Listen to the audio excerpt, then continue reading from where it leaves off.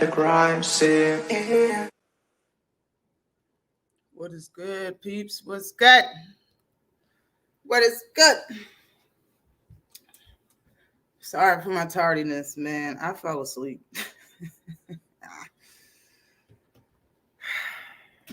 was tired, man. I fell asleep. And I usually don't fall asleep, but I did. I'm tired. But salute to everybody that made it up in the piece today. Hold on, wait.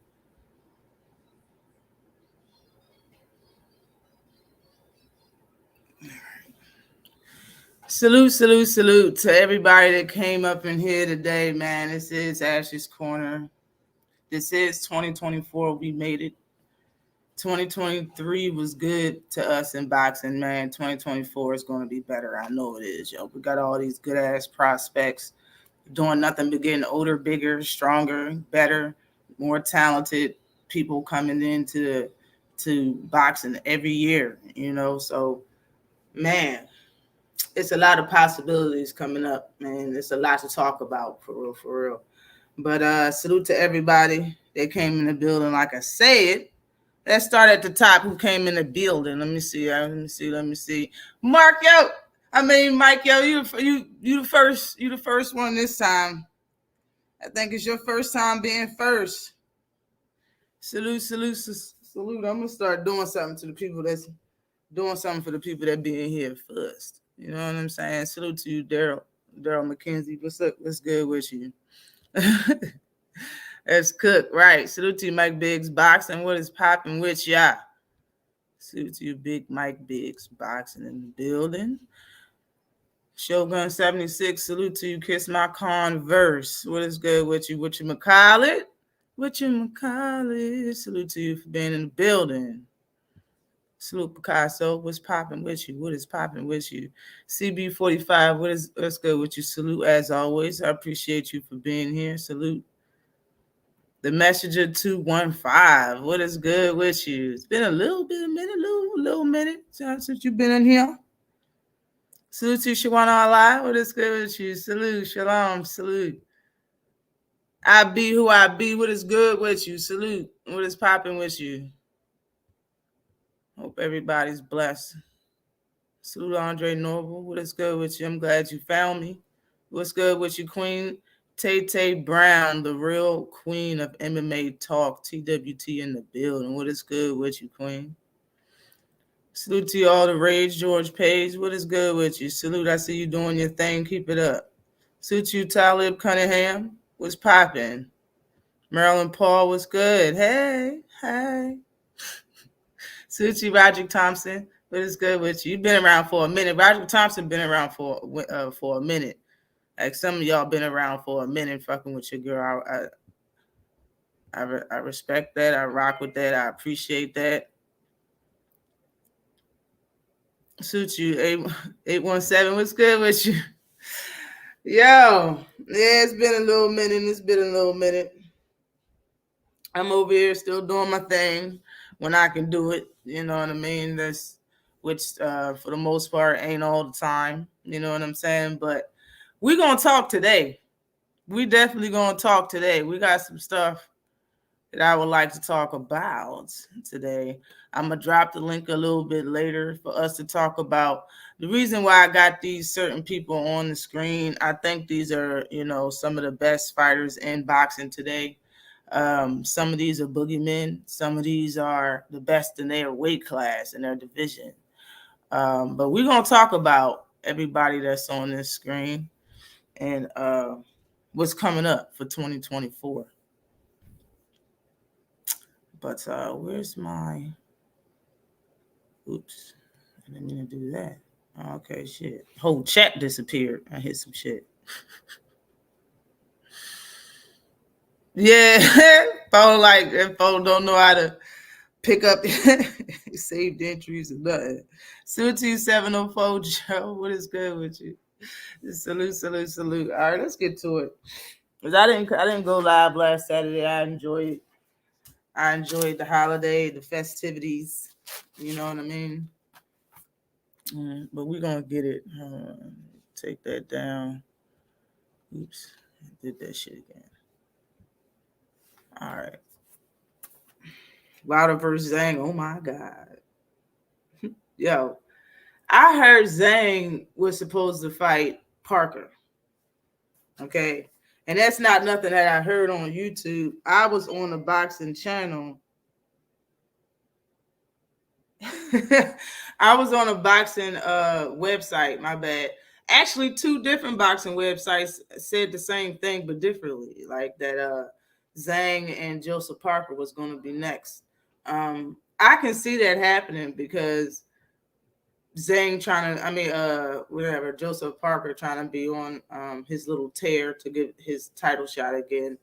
And it's a lot of heavyweights that's pretty good names right now. And when they mix it up, it's going to be fireworks. But if Zhang is going to fight Wilder, I don't know why. But if that's the case, he can't come in there doing the same thing that he did. I can say that Zhang isn't the type of person that boxes a lot. And that's what I said when he fought Joe Joyce. I said Joe Joyce has been manufactured. I said that a while ago. Joe Joyce has been manufactured to fight heavyweights that fight him like they're middleweights. Like they box Joe Joyce. They don't go in there and fight him. I said, we're going to see if he know how to fight when he fight Zhang, because Zhang ain't going to box. Zhang ain't going to move around the ring and use some footwork and all that. She ain't going to do it. Going to bang your ass. Chinese power. Like, so that's all he going to do. And he couldn't even handle the straight left. So it was night for Joe Joyce, man. When it comes to Wilder, man, and him moving around the ring might serve him a little bit of justice, just a little bit, but he's not going to win the fight doing that. You know what I'm saying? Like Wilder, in my opinion, man, I don't know what's up with him. So, I mean, I can't even picture how that fight is going to go, because his last fight with Parker, I would have never thought that fight went like that. Yo, me too, Queen. Yeah. And Ngannou and Joshua, though, I knew that was going to happen. Because I seen an article that said Joshua, like Eddie Hearn said that he wanted Filip Hrgović, Zhang, or Francis Ngannou for AJ, because AJ already have a signed date and venue for March 9th in Saudi Arabia. That's when AJ is supposed to be fighting again. March 9th in Saudi Arabia. So they already try to get his opponent and the people on the undercard and all of that right there now.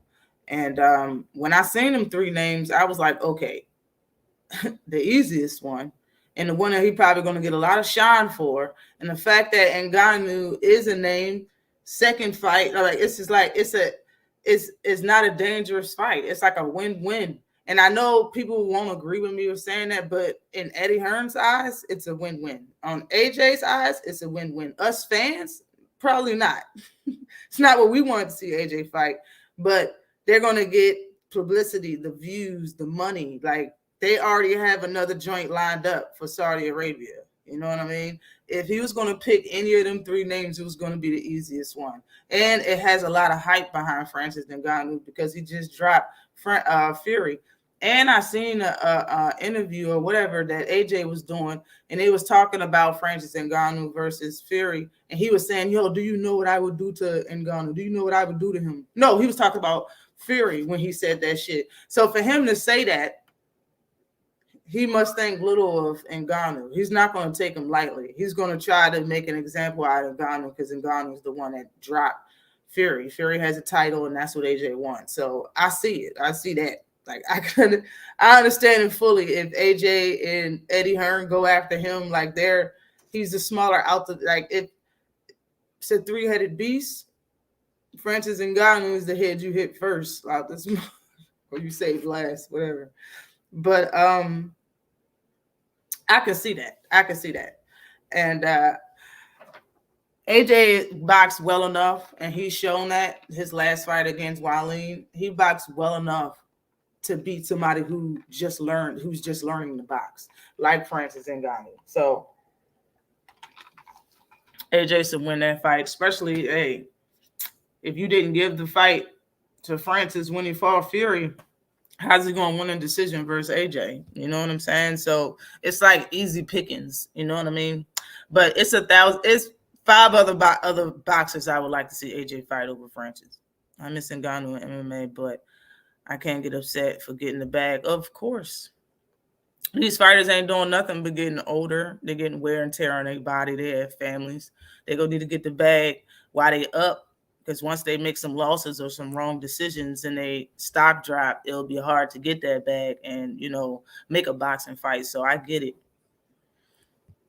Definitely get it. Big Bang Zhang ain't no joke. Exactly. I like Zhang, man. That's why I put him on there. I didn't put Wilder on there. I didn't put AJ. I didn't put Fury. I didn't put Big Baby Miller Anderson. None of that. I just put Zhang because I think Zhang is a wild card in this whole shit. Everybody see what everybody can do pretty much. You know what I'm saying? I think a lot of people count Zhang out. Maybe I should put it like that. That's why I call him a wild card. Salute to you, Kirk Douglas, 15. What is good with you? What's popping? Right, GTT. But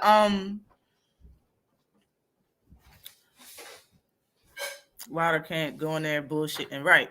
The thing is, man, Zhang, people underestimate Zhang because of his age and the fact that he fights the way he does. He doesn't do a lot of moving.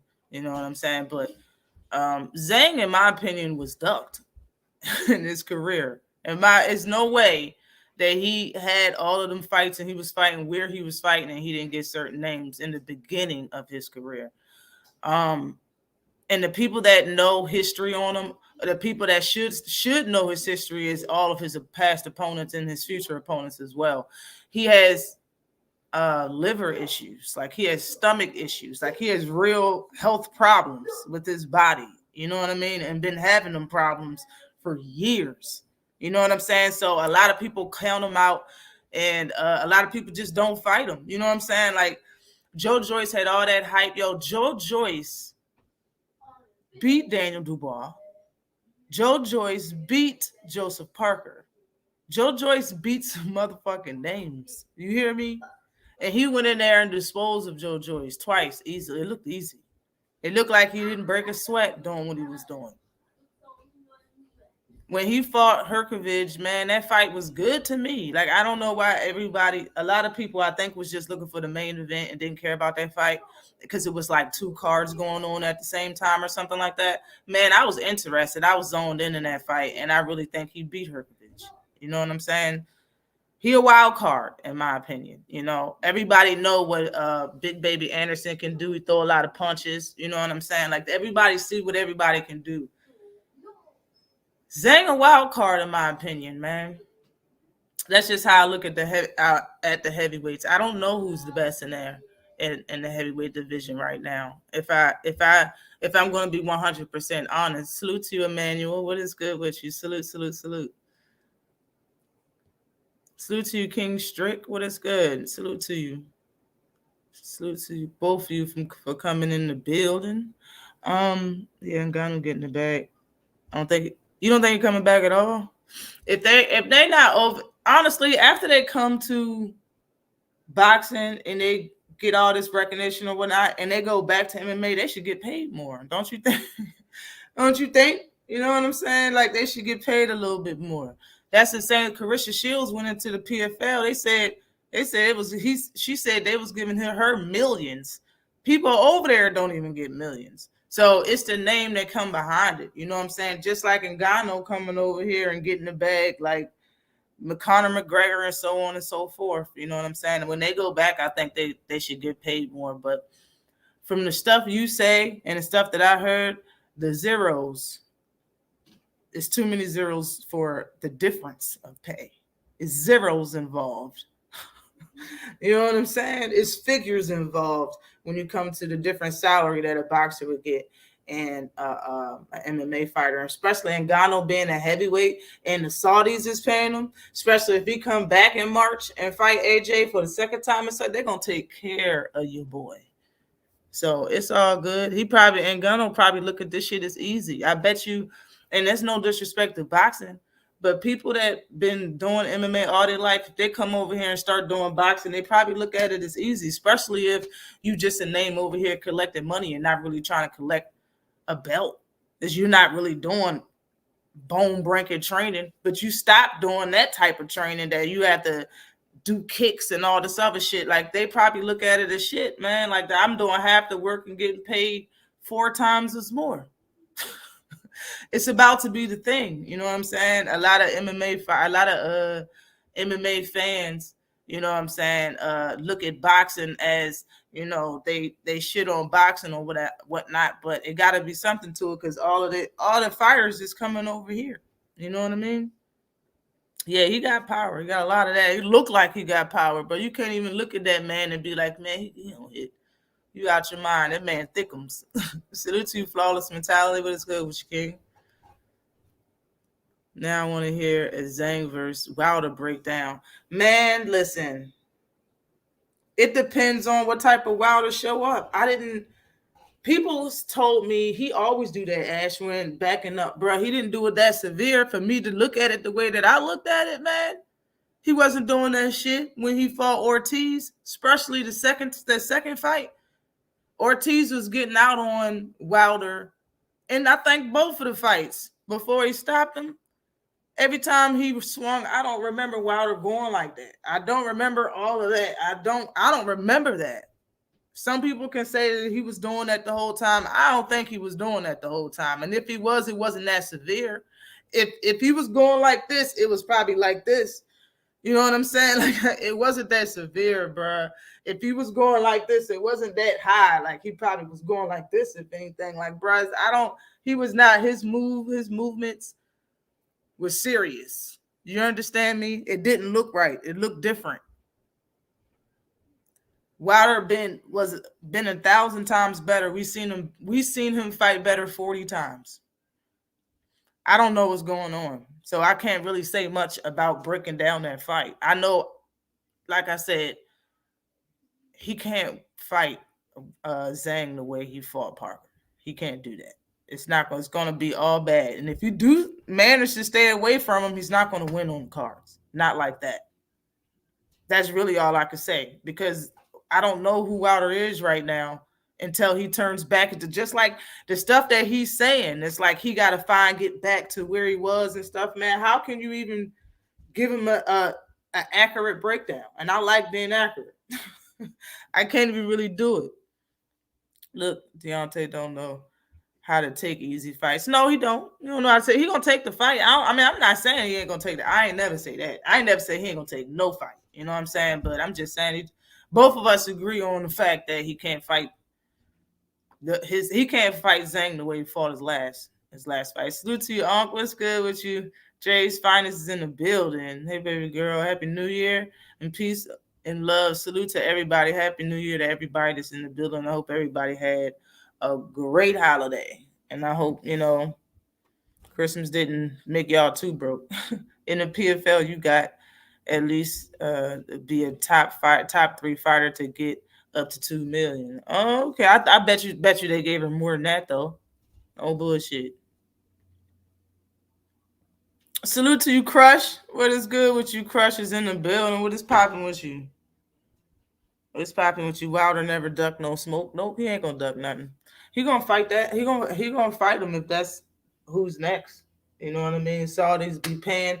Nobody ever. That's how I know they be paying. I know they got money, number one, but number two, you never hear nothing in the talks about somebody wanting more money when they fighting in Saudi Arabia. Shit crazy. But I knew Zhang was gonna be on that undercard. I freaking knew it, man. He needed to be when he came out. Hold up, yo. Let me see. Let me see if I can find that joint. Yo, Zhang had to set the record straight on everybody.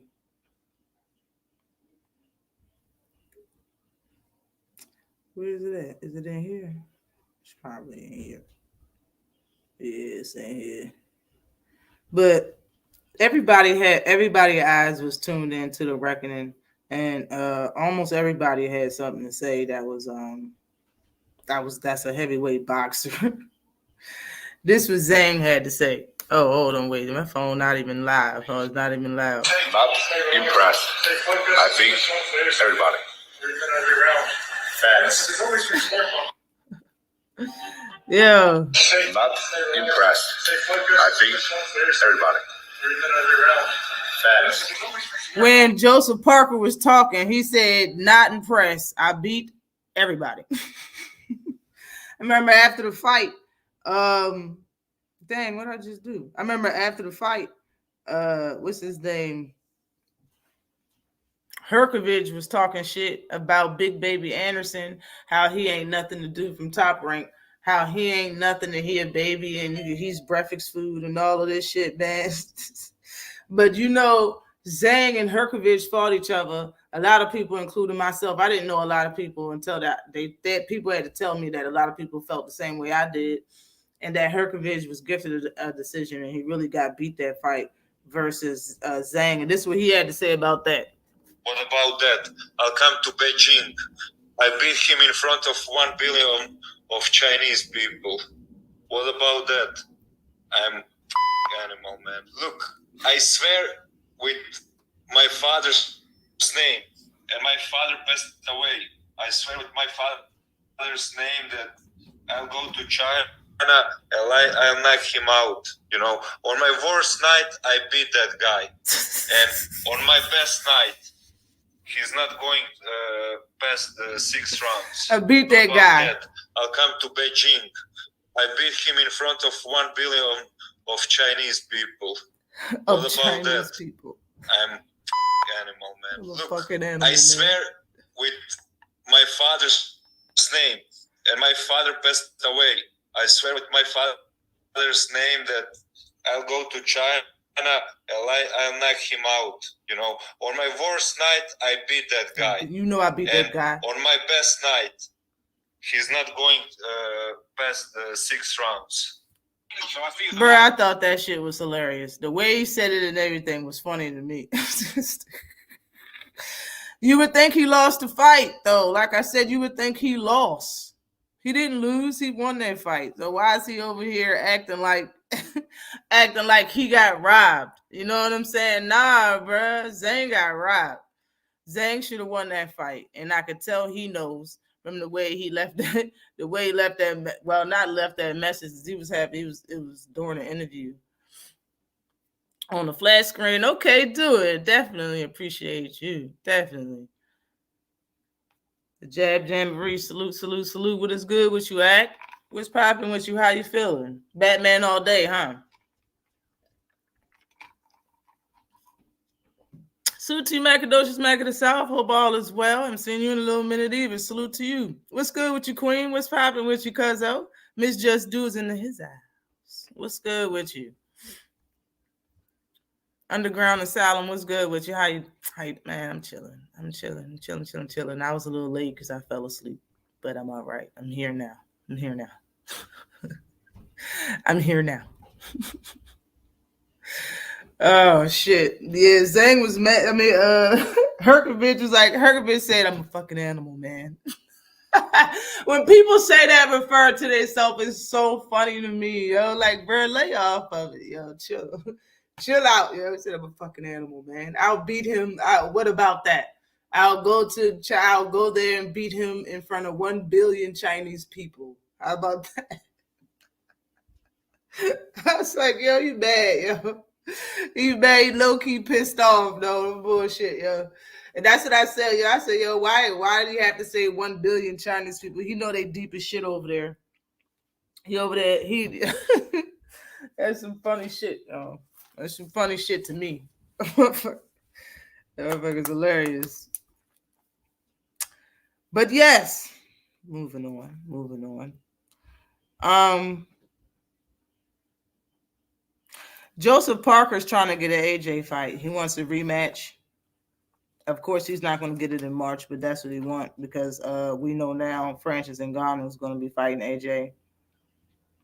But since he beat AJ's arch rival, I see that. I see him wanting and trying to get another AJ fight. And I think he should get it. I think it will be a better fight than it was the first one. I think both of them are better fighters since their first fight.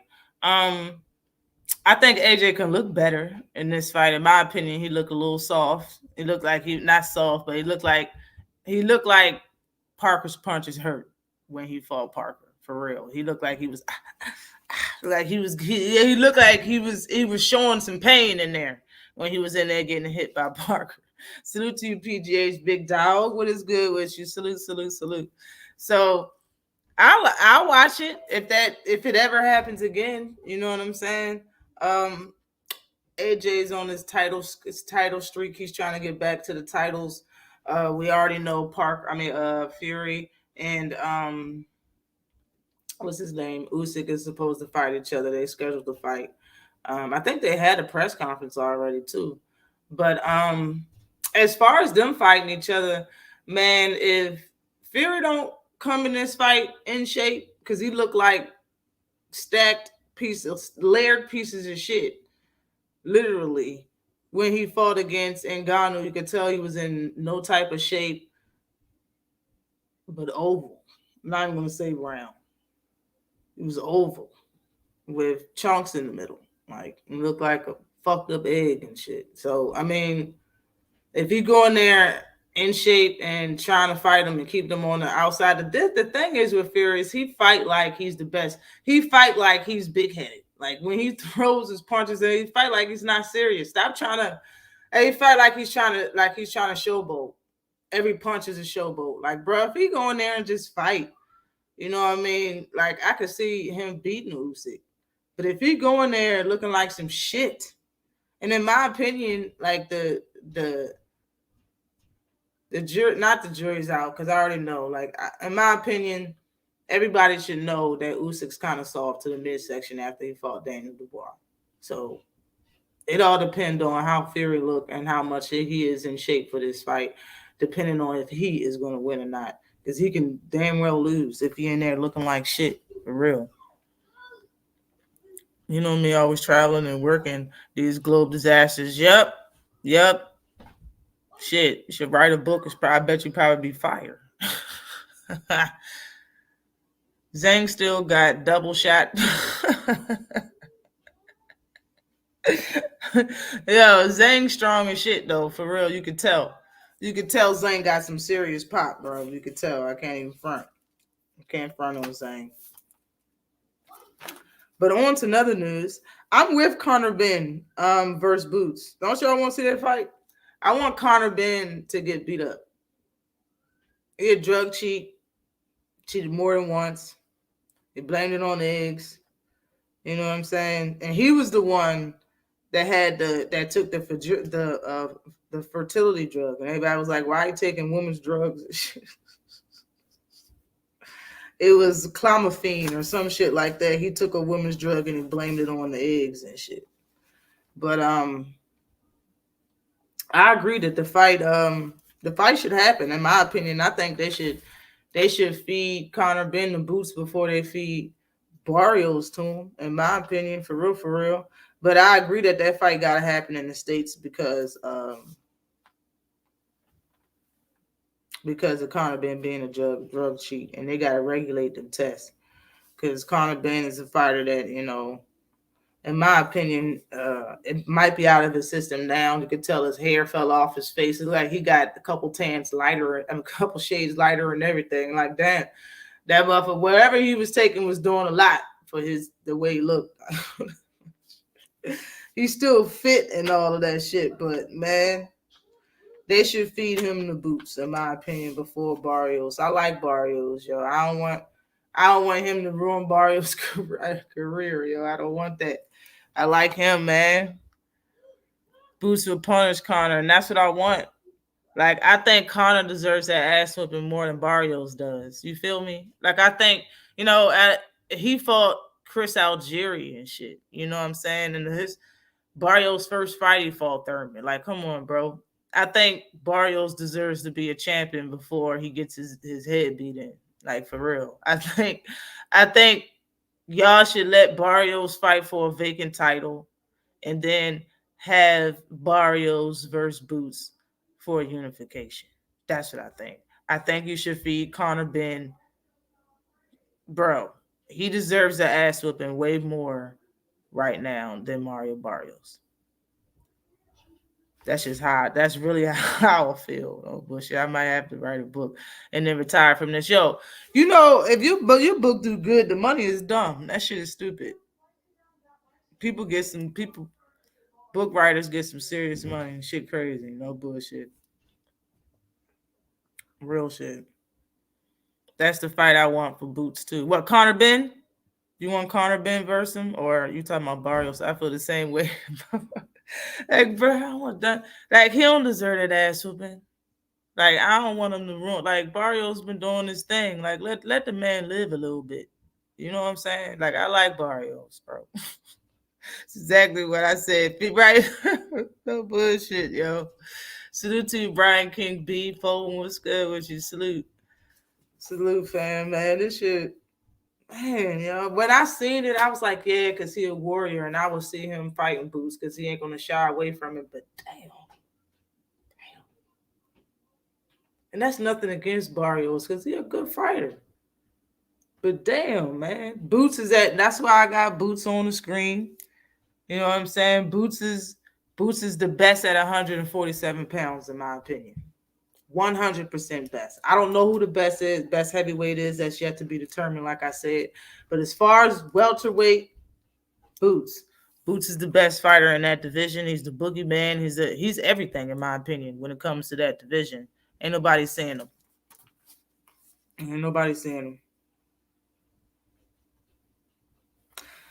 I heard January 27th this year, on the 27th, Jaime McGee is fighting John Ryder.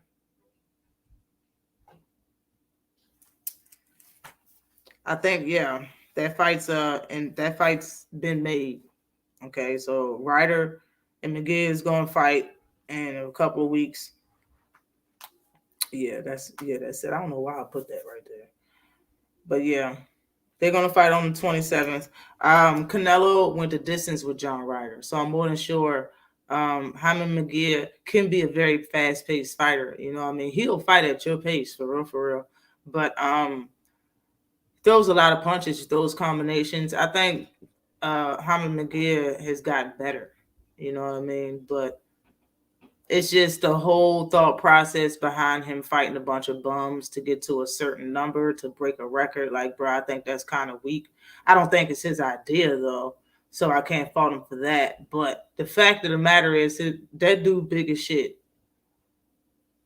A lot of people throw around the word weight bully. I really don't use that word, but that term can be used for him and the only reason why I'm saying this is because I remember he weighed in and he was fainting, like he kept passing out, and there was a bunch of people around him trying to give him water and electrolytes and shit, trying to give him crackers and fanning them and shit. I was like, God damn, just to make weight?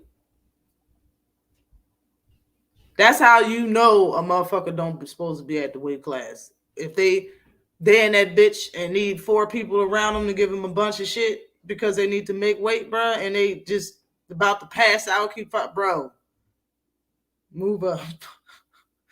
But I'm more than sure he's gonna try to beat John Ryder better than Canelo did, and all he needs to do is stop him. And any round will do, because Canelo did not do so.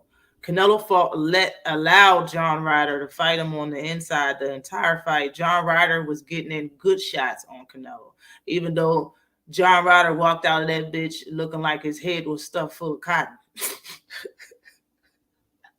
Like a cotton-headed, stuffed human being out this bitch after he fucking up.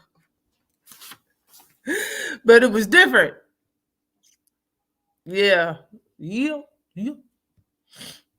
I think Bud the best at 147, but Boots right behind him. In my opinion, I don't even think he's at the weight class. I don't even know where he's at. I don't know where Boots is. I mean, Bud is. I don't know what weight class. In my opinion, it seems like he don't want to fight at 147. He's not campaigning at 147. Period. So I can't say he's a welterweight no more. The only reason why he's going to fight again is because he's already had a contract, and in the contract was a rematch with Earl. If that rematch wasn't there, he wouldn't be fighting at welterweight. So I would probably say he's a 140, 154, and I can't even say that honestly because he wanted to fight Canelo, and if so, it wouldn't have been at 154. You know what I'm saying? So, and I know he done with the Jamel Charlo fight. So, what weight class do he until he fight again and after Earl? Like, and he about to retire? I don't know. You can say that he's at 147, and if he is, I still say that Boots is. I still like Boots more. I think Boots is a cheat code. Nobody said that about Bud, but this ain't about that. You know what I'm saying? But nobody called, like, it's different. It's just different, man.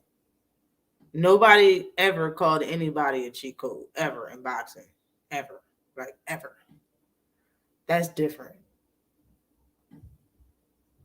From the way he's been knocking out everybody, I see him knocking out everybody else as well.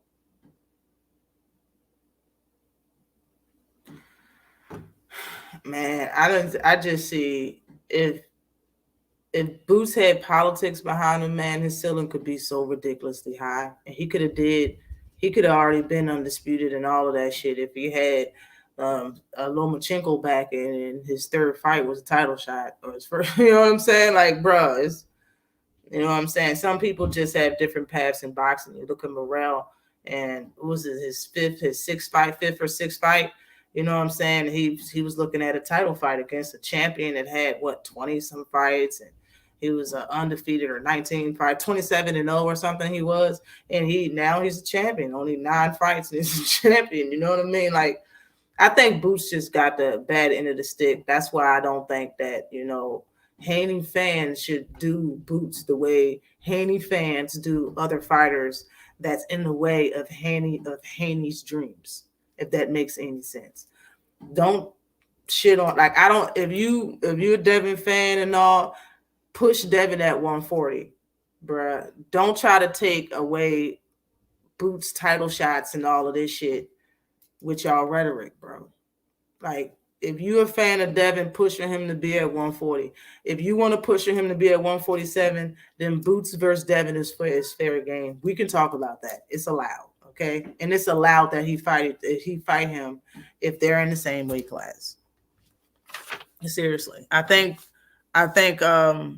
just like we did Bud when Bud was at 140, and all of us Earl Spence fans that was welterweight Earl Spence fans at 140, we kept trying to make videos and saying Lipinus need to step aside so Bud can be great and get his undisputed fight versus Julius and Dongo at 140. It's just the same energy. I think y'all should just chill, bro. Like, like, man, if he's gonna fight at 147, then don't turn your back on Boots now just because he stepped in the weight class. Because it's a lot of people that's big Boots fans that if they was following the same criteria through Devin Haney's career, they supposed to shit on Boots. He's next up. Because we're going to talk about him. If he's going to talk about fighting Barrios and Thurman, then we're going to talk about him fighting Boots. Because at 135 and at 140, all he wanted to do is fight the best. Everybody said, all his fans and him saying, I'm that type of fighter. I'll fight anybody and I'm the best fighter in the world. Okay, best fighter in the world. If you're going to fight at 147, then the best fighter at that weight class is Boots. And that's who you should be talking about. And if that's not who you're talking about, that's fine. But don't try to stop us from talking about him versus Boots. This is boxing, bro. This ain't a talent contest. It's not that type of contest. This is boxing, bro. It's just conversation. He's not fighting Barrios next or Thurman next, bro. It was conversation. He was talking about them because he would like to fight them. All right, and we would like to see him fight Boots. Don't be upset.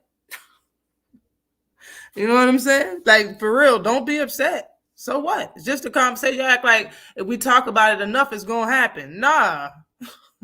It's all right. It's doing right. For real. Yes, cotton head. His head was full of cotton. Boots for undisputed at 4. Yeah, man. Like, I'm not, bro. If he want to be in that weight class, don't shun Boots and act like he don't exist because you want to be on a Devin tour to get undisputed, bro. I'm not even trying. We're not doing that, bro. And people love to say stay on code, bro. Gervonta Davis is black, and so is fucking Boots, bro. Let's just be 100. If y'all want to, you could be Devin Haney fans in every weight class he's in, all the weight classes simultaneously, but don't expect us not to talk about Devin versus Boots if y'all are going to be talking about 147. That's all I'm saying. That's the bottom line. For real. That's how I feel. Anyway. Boots hungry. The man is starving for a fight. Exactly, man. Exactly. In my opinion, Boots is the Michael Jordan of boxing. Yeah, man. And I can't even say he's the Michael Jordan of boxing because people say Kobe's better than him. In my opinion, there is no dispute. People can say, oh, Boots is better or whatever. I mean, Bud is better. That's yet to be determined, man. Their careers haven't been the same. They haven't been fighting for the same amount of time. Like, it's just, people like to compare everything. Everything. Like, bro, it's all right. It's just boxing, bro. Seriously. Salute to you, Cuzzo. What's good with you? Just Do Boxing is in the building. What is good with you, Cuzzo?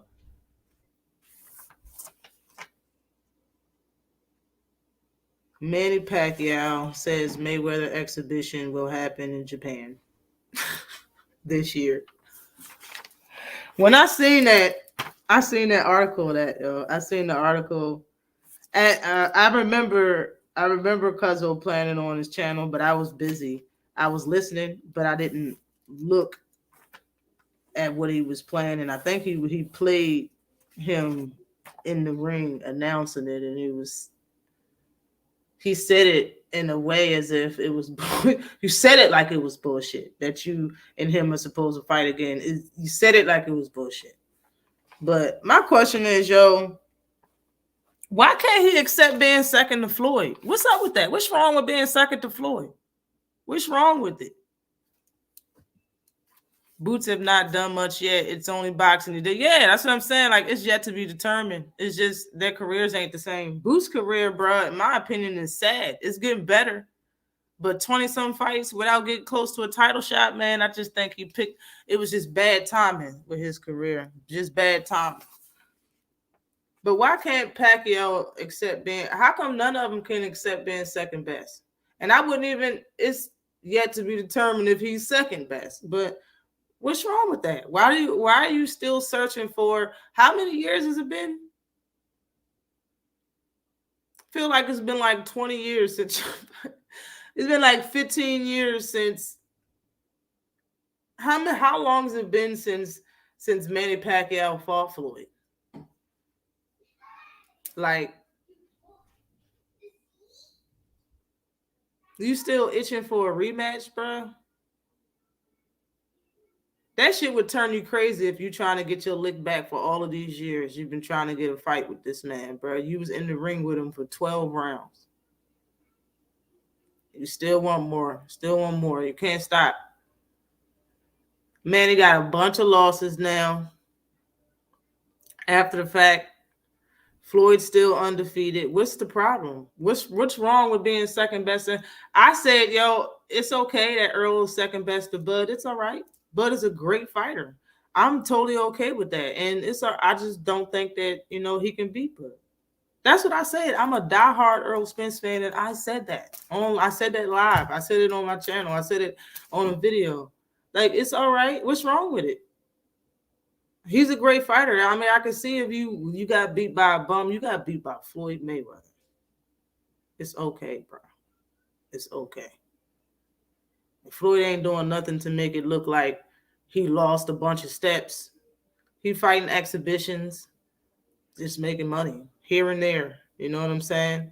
And this dude walking around, and Floyd didn't say shit yet. And that's when we're going to believe it, is when Floyd say it. I'm not going to believe Manny Pacquiao. I feel like he did this like 4 times already.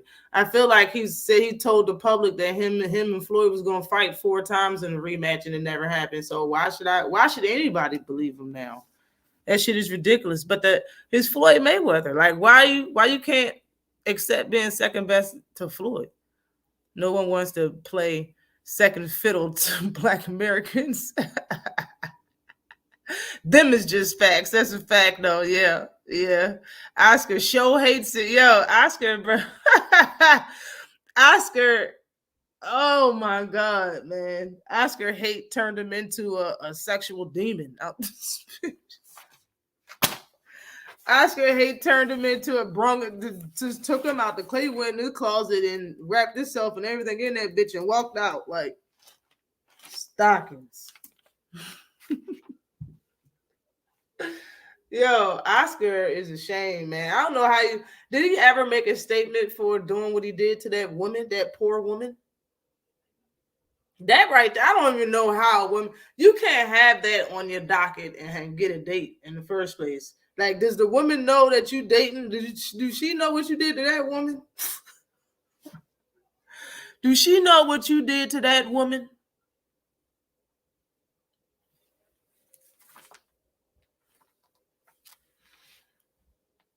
Shit, y'all don't look up people records. Y'all don't go to the judicial court or wherever you at and look up people name and they put their government in there and like, all right, let me see what he got.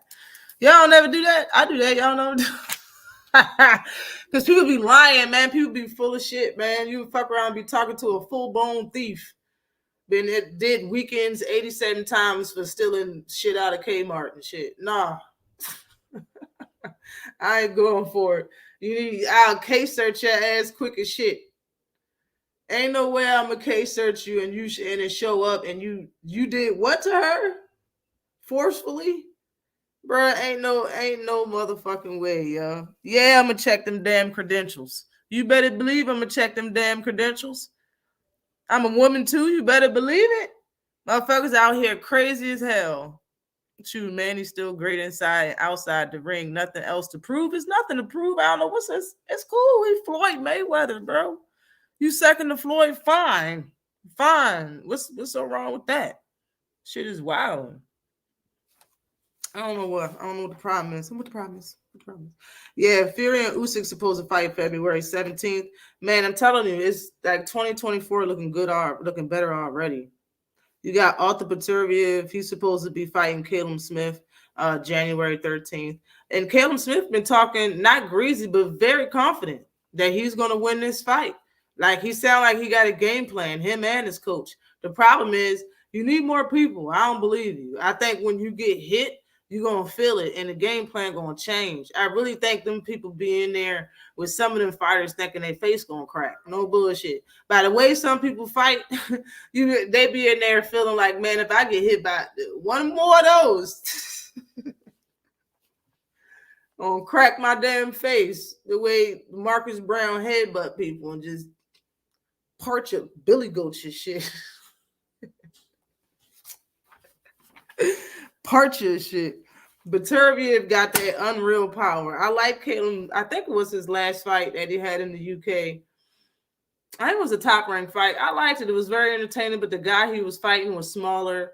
He was shorter. He didn't have the reach, and he was styling on him, man. He was styling on him. He was hitting him with a combination. He laid his ass out. I think knocked him down a couple times, then laid him out and stopped him. I like Caleb Smith. Out of him and Beefy, he's the best brother. I like him better. I like Caleb, you know what I'm saying? But I like him for this fight. Nah, I don't like him for the fight. I think Arthur Beterbiev is going to hurt him. I'm not saying that he can't go in there and look good, though. Beterbiev has got dropped in his career. It was a flash knockdown, which he got right back up, but he was dropped. Okay, so maybe he can go in there and do the game plan for a nice 3-4 rounds before Beterbiev catch up with him. But the thing is that that's like the mistake that a lot of fighters make, especially the mistake Joe Smith made. You can see throughout damn near the whole fight besides the first round. He kept stepping to him.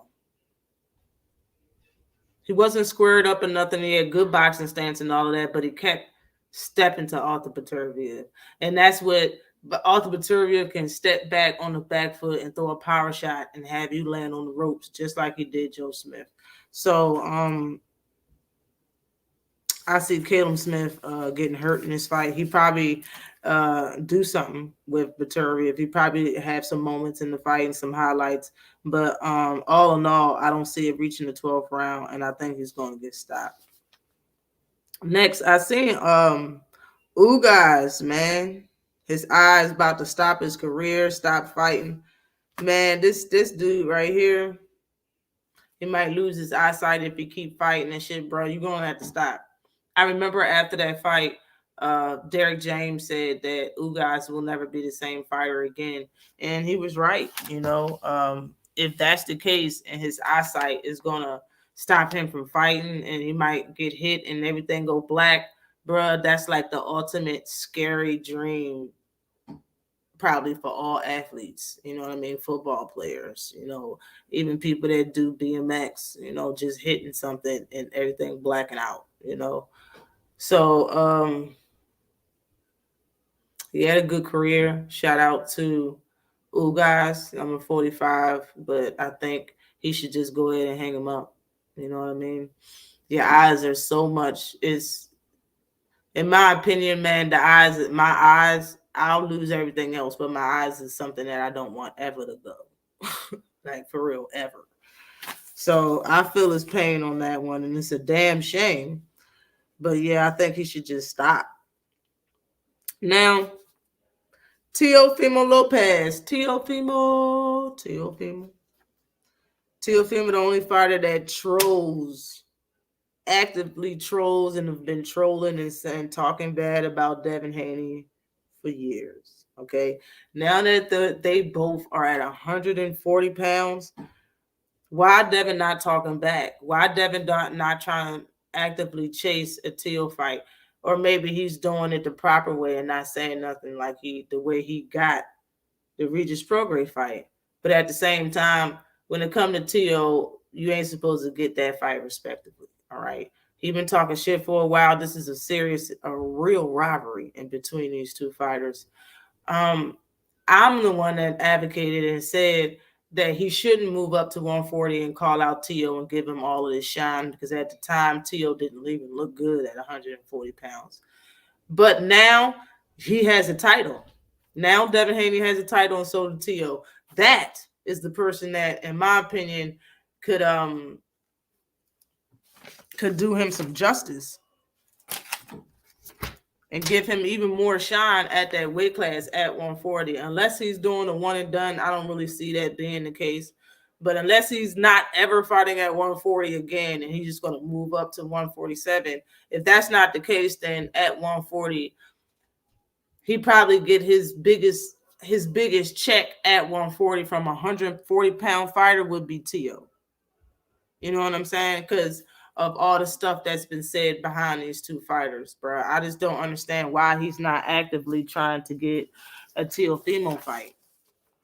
You know what I'm saying? I think the press conferences and all of that would be fire. You got Bill Haney and Teofimo Sr. going back and forth.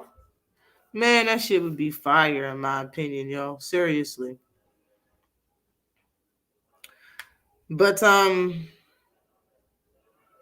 yeah, Tio has the WBO, I believe. Yeah, he has the WBO at 140. I believe it's a big fight. Devin has the WBC. I believe Matias has the IBF. And then you have Rolly has the WBA. Matias, in my opinion, is on the screen in the middle because, in my opinion, he is the best fighter at 140 pounds. When it comes to everybody else that's in that weight class, they're good fighters. Don't get me wrong. I'm not saying that,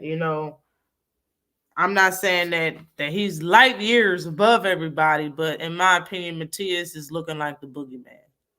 I understand T.O. did send a contract, but I really think they knew that he had a hurt hand before that contract was sent, or before they said anything that they were going to send a contract. Matias is the only one that's actively trying to fight everybody. He's calling everybody's name and wants everybody. You know what I mean? In my opinion, he's the boogeyman. He's the best at the weight class, and I don't think anybody can beat Matias. That's in the middle at 140. Jose Ramirez leaves Top Rank and goes to Golden Boy. I was like, what? Like, everybody's getting tired of Bob Arum shit. And Ramirez, though, don't get me wrong, he acting like people should pull out the red carpet for him, but he's not an undefeated fighter and he's not a champion right now. He coming back off a little layoff, or came back after a little layoff, and he wanted too much money to fight Regis Prograis. That's why it didn't happen. And now he's just up and leaving his sanction. I mean, leaving his network or whatever. He's leaving Top Rank, his promotional company. Jose was offered $2 million for a multi-fight deal that included Tio in February. In my opinion, I don't think that's a lot of money for a multi-fight deal for more than 2 fights or more than 1 fight. $2 million is like $1 million a piece if it's 2 fights. And a multi-deal could be 3 or more. You know what I'm saying? $2 million, in my opinion, is not enough money for $1 million. Ain't enough money for him to fight Tio. I think it'll be a bigger fight than that. And if that's the case, then that's probably why he left Top Rank, because they skimming on the funds. They're skimming on them chips. But it was included for him to fight Tio in February on that $2 million deal, but he rejected it. And he went with Golden Boy. After Top Rank declined they declined their right to match Golden Boy's offer. That's what they did. So Golden Boy gave him an offer. He liked Golden Boy's offer better. So he went back to his original people, which is Top Rank, told him about the offer and said, can you match it? And they declined the matches. So he was like, well, then I'm signing with Golden Boy, which is very understandable to me. I understand that shit. Now, Virgil Ortiz said that he wants to fight 4 times this year, 4 times in 2024. I'm with it. He's missed a lot of time in boxing because of his health scares that's going on with him. And he said he wants Tim Tszyu next. He fights today, I believe, on DAZN. Yeah. Virgil Ortiz is going to fight tonight on DAZN, 8:30 Eastern time, I believe. And right after that fight, he wants a title fight at 154. I believe this fight that he's fighting tonight is at 154. So he moved out of the welterweight class, welterweight, and now he's fighting at 154, and he wants a title shot next. Tim Tszyu will take that fight because Tim Tszyu fights everybody. It seems like he don't shy away from the competition. It seemed like Tim Tszyu's been fighting nothing but names for his last three fights or more, and shout out to him for it. If his next fight is going to be Virgil Ortiz at 154, man, I think that shit is going to be entertaining. Being that Virgil Ortiz style is, he just holds up the high guard and gets it in. Virgil Ortiz, in my opinion, got one style. He only has a couple of gears, and he doesn't really do much, in my opinion. Which he don't need to be flashy, but he don't do much. When he fought Maurice Hooker, man, after that fight, I understand he stopped Maurice Hooker in the 12th round or 11th round or something like that. But Maurice Hooker had his face dotted up. Do you understand me? Maurice Hooker had Virgil Ortiz's face dotted up. Virgil Ortiz gets hit flush damn near by everybody he fight. We're going to see how he look tonight versus we fight him. But in my opinion, if he fight Tim Tszyu next, right after he fight this fight, in 3 months, 4 months, he fight Tim Tszyu, I'm going with Tim. That's a fact. I'm going with Tim. I need that Tim Tszyu fight to be in Texas, Vegas. If it's in Texas, man, I fuck around and try to make it. I fuck around, try to make it. Likely will be in Australia. Salute to you, Aunt McQueen. What is good with you? Yeah, it's probably going to be in Australia, for real. And I could see Virgil Ortiz going right to Australia having that fight, too. Yeah, I can see that shit happening. Now, February 8th, the Teofimo and Jermaine Ortiz fight and card looking pretty damn good. Don't know if y'all know, but the card looks pretty damn good. Tio right now is 19-1 with 13 knockouts. He's fighting Jermaine Ortiz is 17-1 with 8 knockouts. Jermaine Ortiz, I don't believe, has had one fight at 140 yet. This would be his first fight, but I believe he's ranked at 140. Whatever sense does that make? So maybe he has had one fight, but whatever. Jermaine Ortiz, the person he had a draw with was Joseph Adorno. Joseph Adorno's a good fighter, but Joseph Adorno still is the same guy that just got spanked by Edward De Los Santos. He did nothing in that fight. He kept saying that Edward De Los Santos was hitting real hard. Virgil Ortiz only has 8 knockouts, but he has 19 fights. So, I mean, that's not horrible. You know what I'm saying? But I believe Joseph Ardono, he lost to somebody else too. I can't remember who it is right now. I think it was Elvis Rodriguez. You know what I'm saying? So, I mean, the talent pool at 140 is pretty serious. For him to choose Jermaine Ortiz, I mean, I was like, why? You know what I mean? But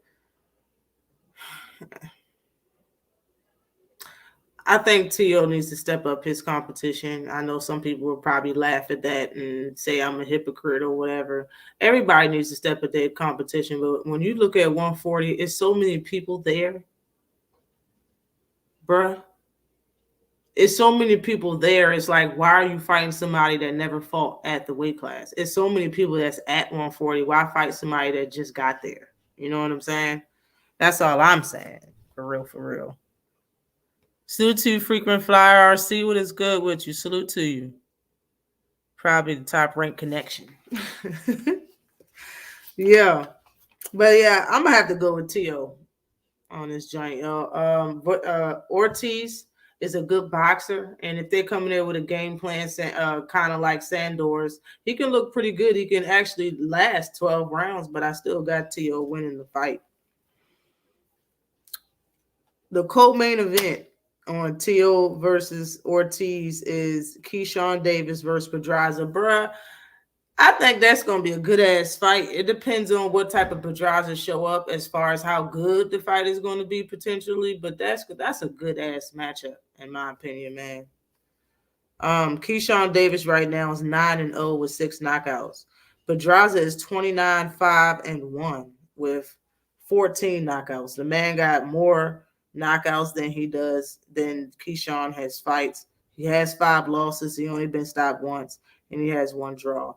Bruh got 35 fights, and he's fighting 9-0, Keyshawn Davis. I say that to say this, bro. If you can fight Pedraza,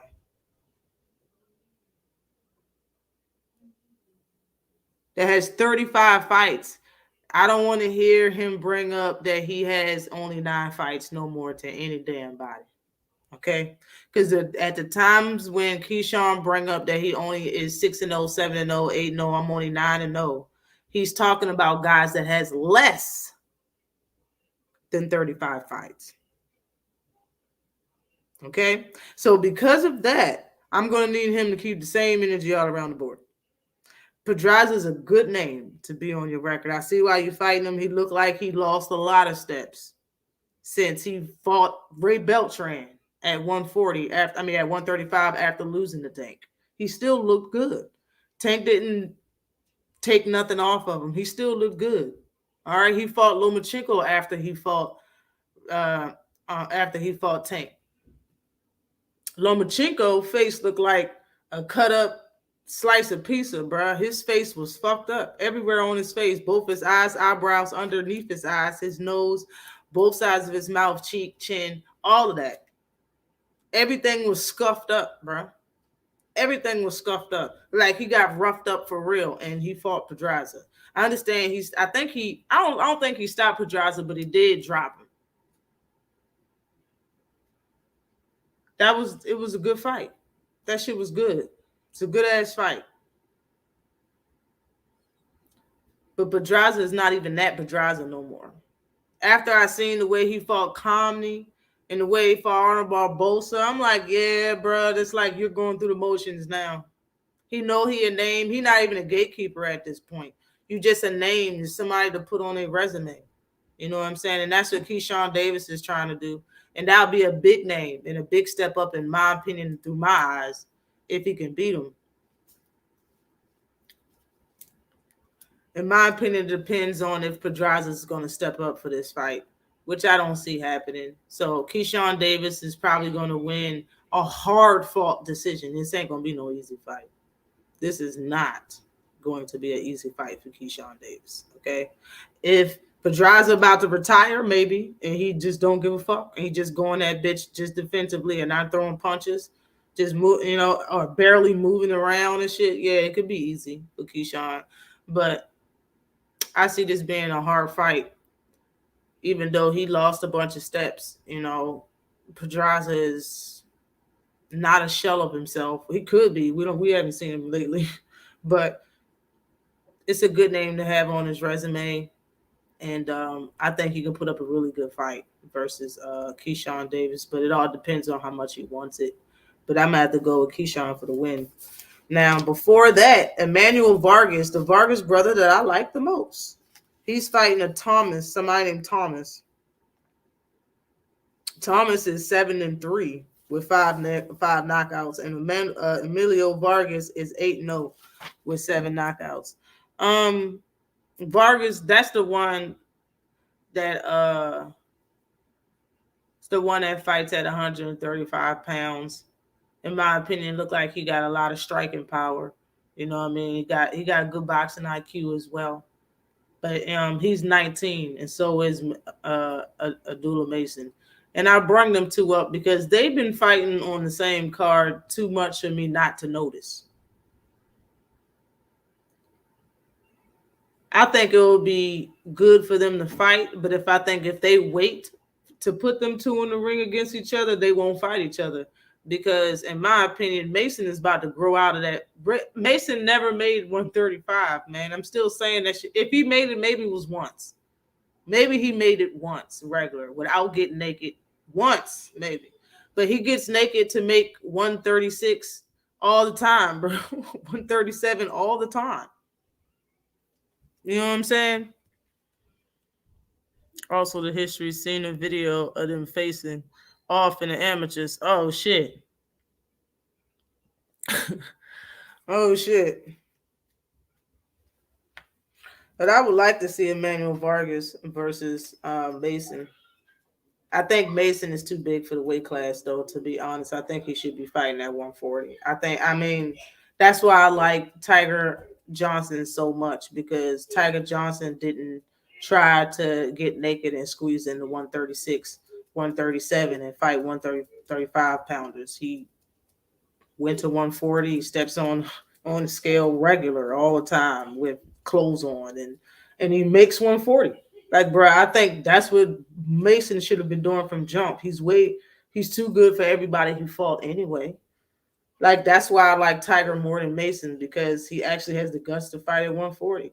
And I'm not saying it like that, like I said, anything against him, but because a lot of these fighters, especially in the beginning of the career, they're doing what they're told. Whoever they tell them, oh, I think you should start at 135. They listen to them because they respect them. They respect these people that's talking to them, and they be like, all right, okay, so we starting at 135 because his trainer, his coach, his dad, or whatever said so.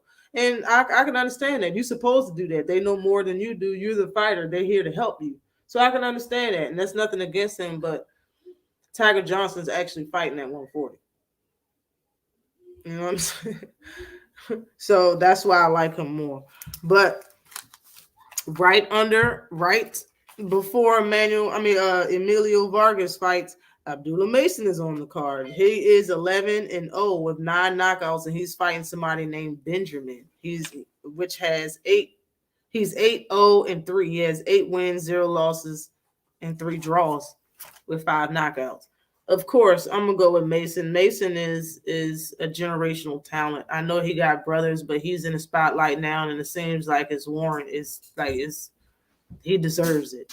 You know what I mean? Abdullah Mason, man, like the ceiling for him is we don't even know what his ceiling is. We don't know. Yeah, I got you, baby.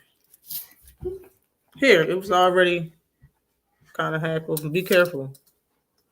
You better not put your lips on that and pour it in a cup. Oh, man.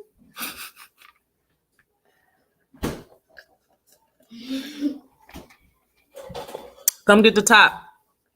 Okay, I got the top.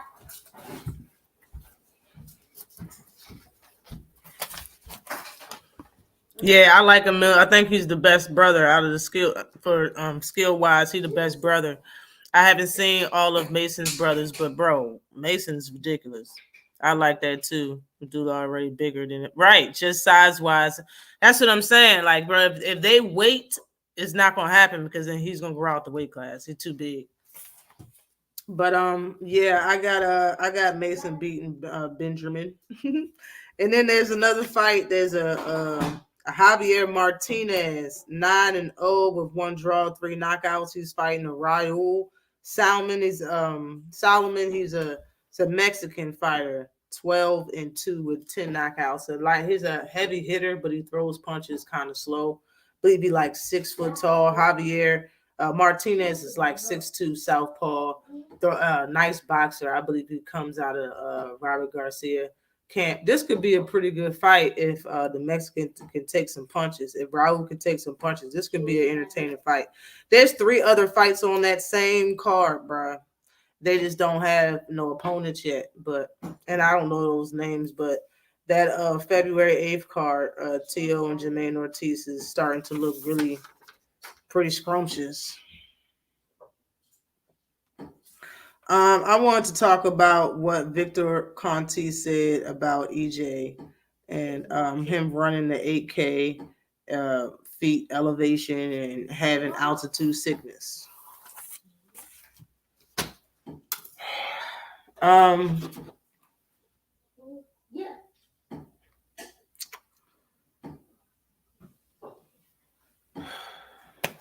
Let me say that the first time I heard that, it came from Fanon. Fanon said that shit on his channel. I would say, what was it, before the fight? No.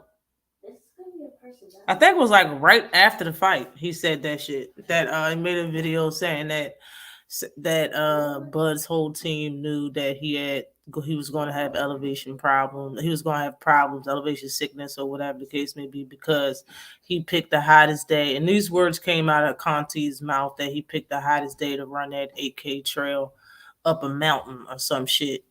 And you got to build up for it or some shit like that. The reason why I believe Conti is because the man is a real chemist.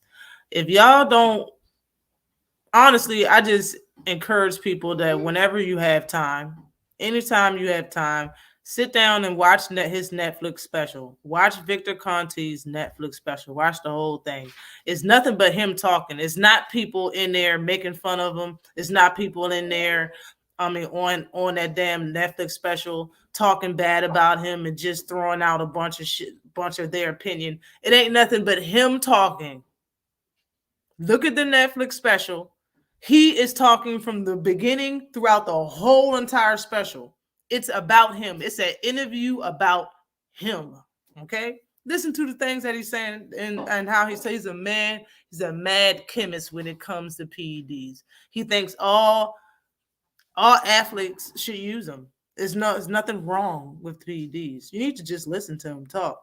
And they show old clips about the things that he got in trouble for, the people that he worked with got in trouble for. They have interviews of the people that he worked with and them on camera saying stuff. Bro, it's a good listen. It's a good watch. Like, whenever you have time, go look at Victor Conti's Netflix special. Azaria, turn around. What are you doing? Whatever. Close your door. She put something in her shirt and walked off like I wasn't going to see it. Oh, my God. I've seen Amir fight. He's nice, too. Second round KO. Okay, bet. Salute Ash Wrenches. Chat, salute Unscripted. What is good with you? Mm-hmm. It was a good. I seen the special, not cool with him snitching off. Yo, bro, the special is it's a good watch. Whenever you have time, it's no rush. Whenever you have time, it's a good watch. Victor Conti is in boxing. Victor Conti owns Snack. If you really want to know something, don't take it from us. Just go watch the special, and you'll see what type of person he is. He don't care. He's gonna let you know what type of person he is. It's up to you rather to put the 2 and 2 together. But he'll tell you 100%. Yeah. Like I found out a way to have them have PEDs without it being tested. He smiled throughout the whole throughout the whole thing. He smiled. He ain't mad. He's smiling through the whole thing, walking around his building and shit. Bro, just watch it. It's a good listen. That's all I'm saying. It's a good listen. But I believe him because he a chemist. That man is a mad bruh. To have the background he has and still be doing what he's doing to the point to have a whole facility to call Snack with important boxers and fighters wearing your gear and in your facility and taking your supplements and all this other shit, like, bruh, I believe him. If he say it was a mistake for him to do that and that's how you get whatever, I believe him. I 100% believe him. Not because Earl looked bad and we need an excuse, because Earl going to say it at some point in time. Somebody from his team is going to say it. But I really think this is really what it is, because I heard this before. It's not nothing that I didn't hear already. So when Victor Conte said, I believe that shit, yeah, I believe it. And if that's the case, then Bud knew that he was going to do that to Earl before he fought him. He knew that week that this was going to be an easy ass fight, bro. For real, like, and it's nothing against Bud, but that is the reason why I can't give him full credit. Yeah, you get credit for beating him. Yes, you still had to do the training and you did all of that. You got in the ring, but full credit? Imagine if Earl was 100% himself. That fight would have been even better for us. That would have deserved full credit. Just imagine how the fight would have looked if he was 100% himself. The people out, like a lot of people that's Bud fans, bruh, he won the fight. I don't understand why it makes so much difference to y'all, whether if we say and feel the exact same way that y'all feel. Bro, he get credit, but why would he get 100? Why would he get credit for fighting a level A fighter when he wasn't a level A fighter when he fought him? That's like when that movie Space Jam, and they was making fun of Michael Jordan. He had his foot was tied up and bolted to the ground. And the dude and the little animated character he was playing, he was beating him 99 points to 100, walking up the stairs and dunking the ball and laughing at him.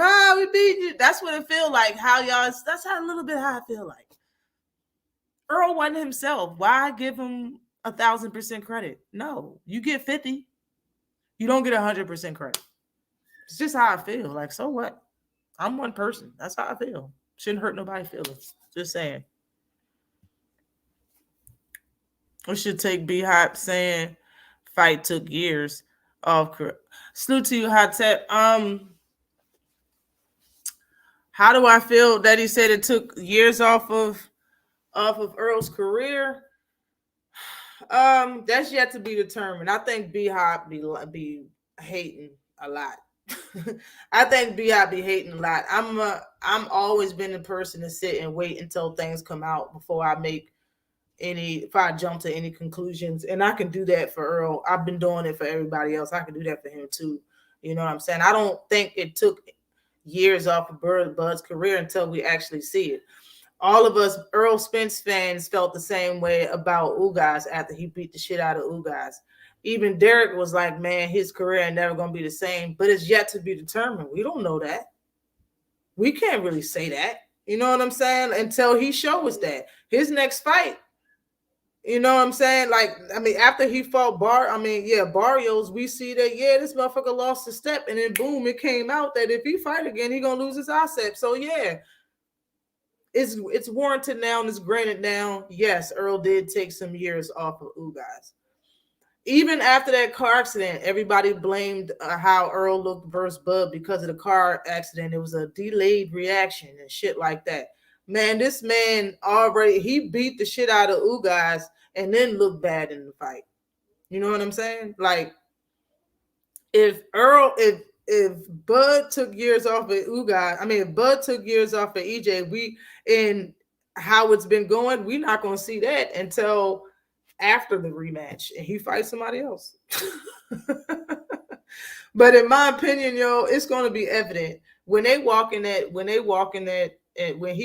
that fucking ring through the first round. we're going to tell if Earl is really shot and it's over, or if he really had an issue the first time he fought Bud. We're going to know when Earl fight again, because Bud is such a good fighter. And what was it called? Altitude sickness. That shit, we're going to know if he still has that. So that's yet to be determined, in my opinion. You know what I'm saying? He could be 100% right that it took years off his life, bro. People, in my opinion, I think the accident took years off of Earl's career. And I think he admitted it in so many words that he's not the same and not going to be the same, but he's still good enough to beat these fighters in the weight class. That's what he said. So it's yet to be determined. I'm not going to put that jacket on him until I see him look like shit again. Then I'll put it on for sure. The thing is bigger than Victor Conte. It is big. It's big. It's a lot of shit going on. It's a lot of shit going on. Yeah, he said as much. Yeah, he did say that. He said that much. I mean, nobody gonna be the same after that type of car accident. You ain't gonna be the same. You know what I'm saying? And he even admitted the PTSD that he get in cars and shit. Like, bro, he's different. He changed. It's different. It's real. It's a fact.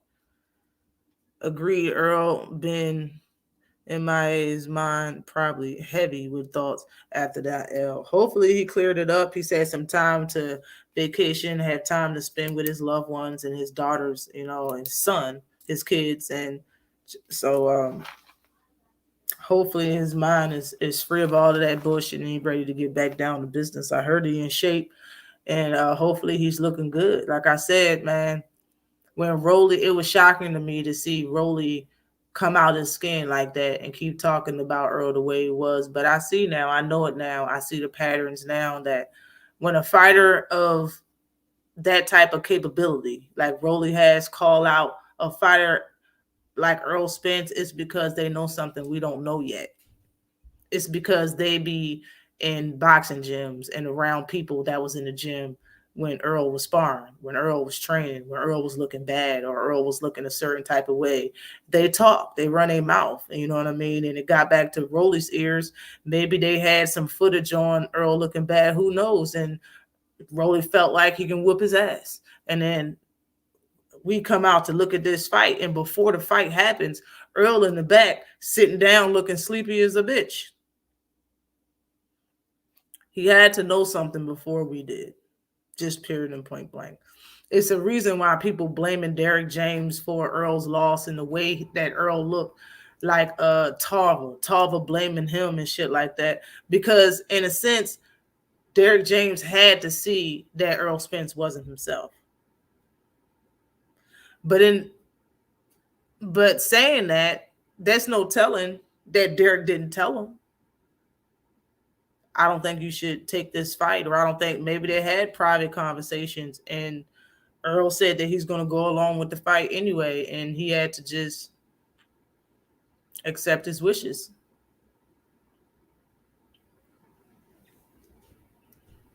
Got ejected at high speed. Exactly, man. It would be the same.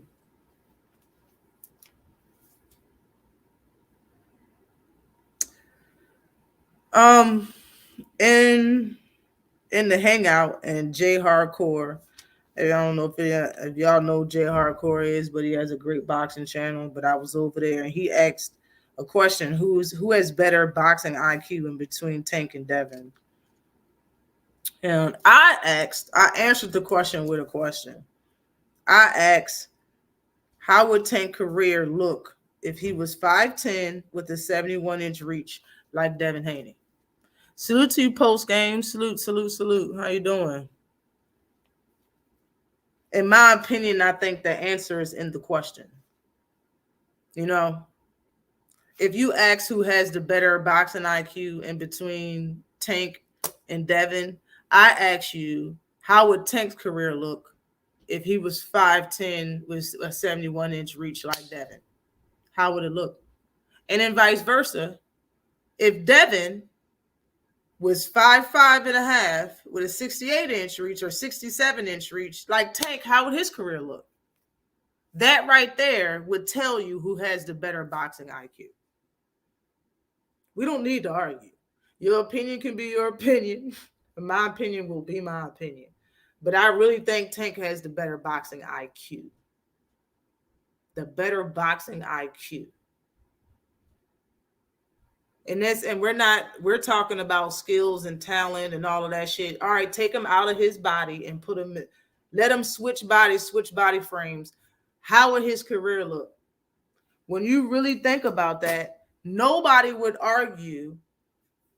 Salute to you, Aunt McQueen in the building. Nobody will argue if Tank would fight Boots at 147 if Tank was 5'10" with a 61 inch reach. Salute to you, Aunt McQueen. Salute. I agree, Ash. I agree. And I think the other thing too with Tank, right? For me, the way I look at the whole boxing IQ thing is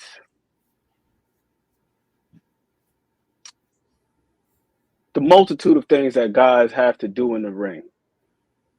You know, being able to fight one way against one opponent, another way against another opponent, and so on and so forth.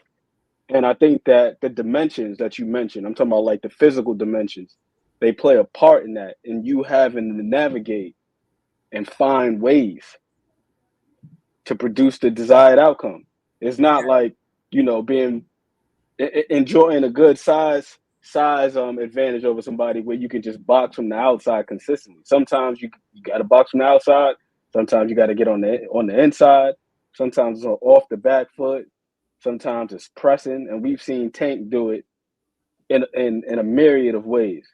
And I think that his stature has actually probably helped him with his acuity and his sharpness. The fact that he doesn't afford the same luxuries that other people do. Yeah. You know what I mean? So it's like you gotta find a way.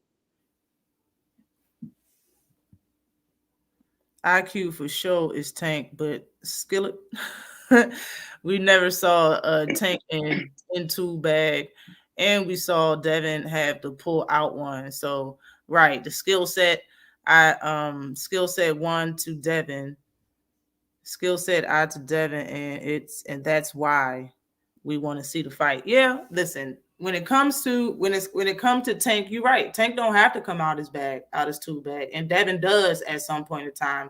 But that's why he has a better boxing IQ, is because he don't have to come out of his bag. And the fact of the matter is, I believe Tank has fought every style of fighter. I can't say the same about Devin.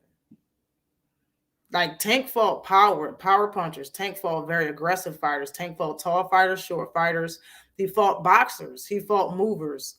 In my opinion, Tank has fought damn near everybody, bro. I mean, he hasn't fought like the ultimate mover like Lomachenko, but he fought movers. Like they was moving around the ring and trying to get away from his power and stuff like that. Man, for Tank to get knockouts and be his size, it's not like people don't know Tank got power and she surprises people, bro. Everybody knows he's a knockout artist. Your game plan should be to stay away from it. How come nobody can do it? Everybody gets knocked out anyway, and he's a small fighter. Like, bro, that should tell you something. These fighters ain't going in there getting laying down just cause, and they're not walking in there and standing in front of Tank like, hit me, bro. They're really trying. Like the same thing of Rayo Venezuela talking about, I'm gonna have my feet under me, and I'm like, bro, don't you? Everything he said is everybody's game plan. You're not saying nothing new. And that's everybody's game plan, to go in there and fight Tank a certain way and have your feet under you and stuff. Like, bro, everybody does that. And people do land them hard punches on them and just don't do nothing. It don't do nothing. But salute to you, Ray Davis, for real. Yeah, I dropped it. Fair enough. I respect that. Salute to you, Ray Davis. But yeah, I definitely want to see the fight. I always said I wanted to see Tank versus Devin. I just stopped talking about it because he moved to 40 and he's talking about 147. You understand what I'm saying? If the man is talking about being one and done at 140, why would I even talk about him versus Tank? Why? Like, he don't even plan on staying at 140, it sounds like. Like, it's a lot of things that he'd be saying that he just said to throw people off. You can't tell me that Devin didn't know he wasn't going to fight at 135 again after he fought Lomachenko. You can't tell me he didn't know that. And then he blew up that fast, that big, and bro, come on. He knew that shit. He wasn't going to stay at that weight class. He continued to talk to people as if, yeah, I'll stay there. We can fight at 135 and we'll see. Bro, come on. It looked like you were planning to move up, or else you wouldn't have got so big. Like when people move up, they don't look totally different. Devin, the only one that moved up looking totally different, yo. No bullshit. No bullshit. You see how big Barrios is? Barrios didn't move up and look just a totally different monster when he was in the ring with Thurman. And Thurman is a better fighter than Regis Prograis. Like, we just gotta keep it 100, man. When it comes to Tank boxing IQ, though, man, if Tank was 5'10" with a 71-inch reach, everybody would be talking about him versus Boots. And on the other hand, you got Haney is talking about fighting 2 welterweight fighters, but yet his fans get mad that we talk about him versus Boots.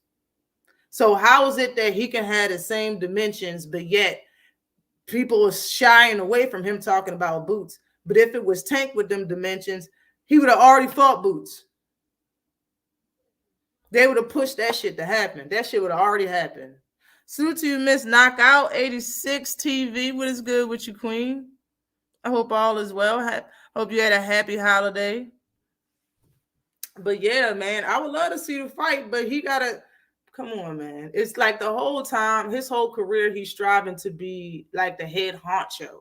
I'm not gonna say the boss and not like, but like the best in boxing as far as A side is concerned. And yeah, he want to be A side. He supposedly left his belts down for leverage. He is lying about his numbers, bro. He wants to be A side. So yeah, we're talking about A side versus B side right now. You know what I'm saying? So it's like, why would we talk about Tank versus Devin if Devin is talking about welterweight and not talking about any rehydration, any catch weight, nothing? Like, how do you feel about that, M Queen? How do you feel about Devin talking about 147, but yet don't want no rehydration clause, don't want no nothing when it comes to Tank, but just want Tank to come at 140 and fight him at whatever? I think that in general, you got a lot of guys that they're very disciplined when they're in camp, but they want to enjoy themselves in between time.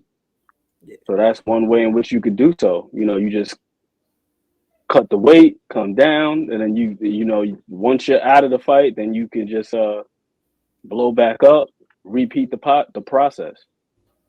Speaking of Errol Spence, like you talking about Errol Spence before, I'm not sure if you ever seen this interview that he did with Ryan Clark on the Pivot, and he had a whole segment where he was talking about how he was going up to like 185 in between fights and stuff like that.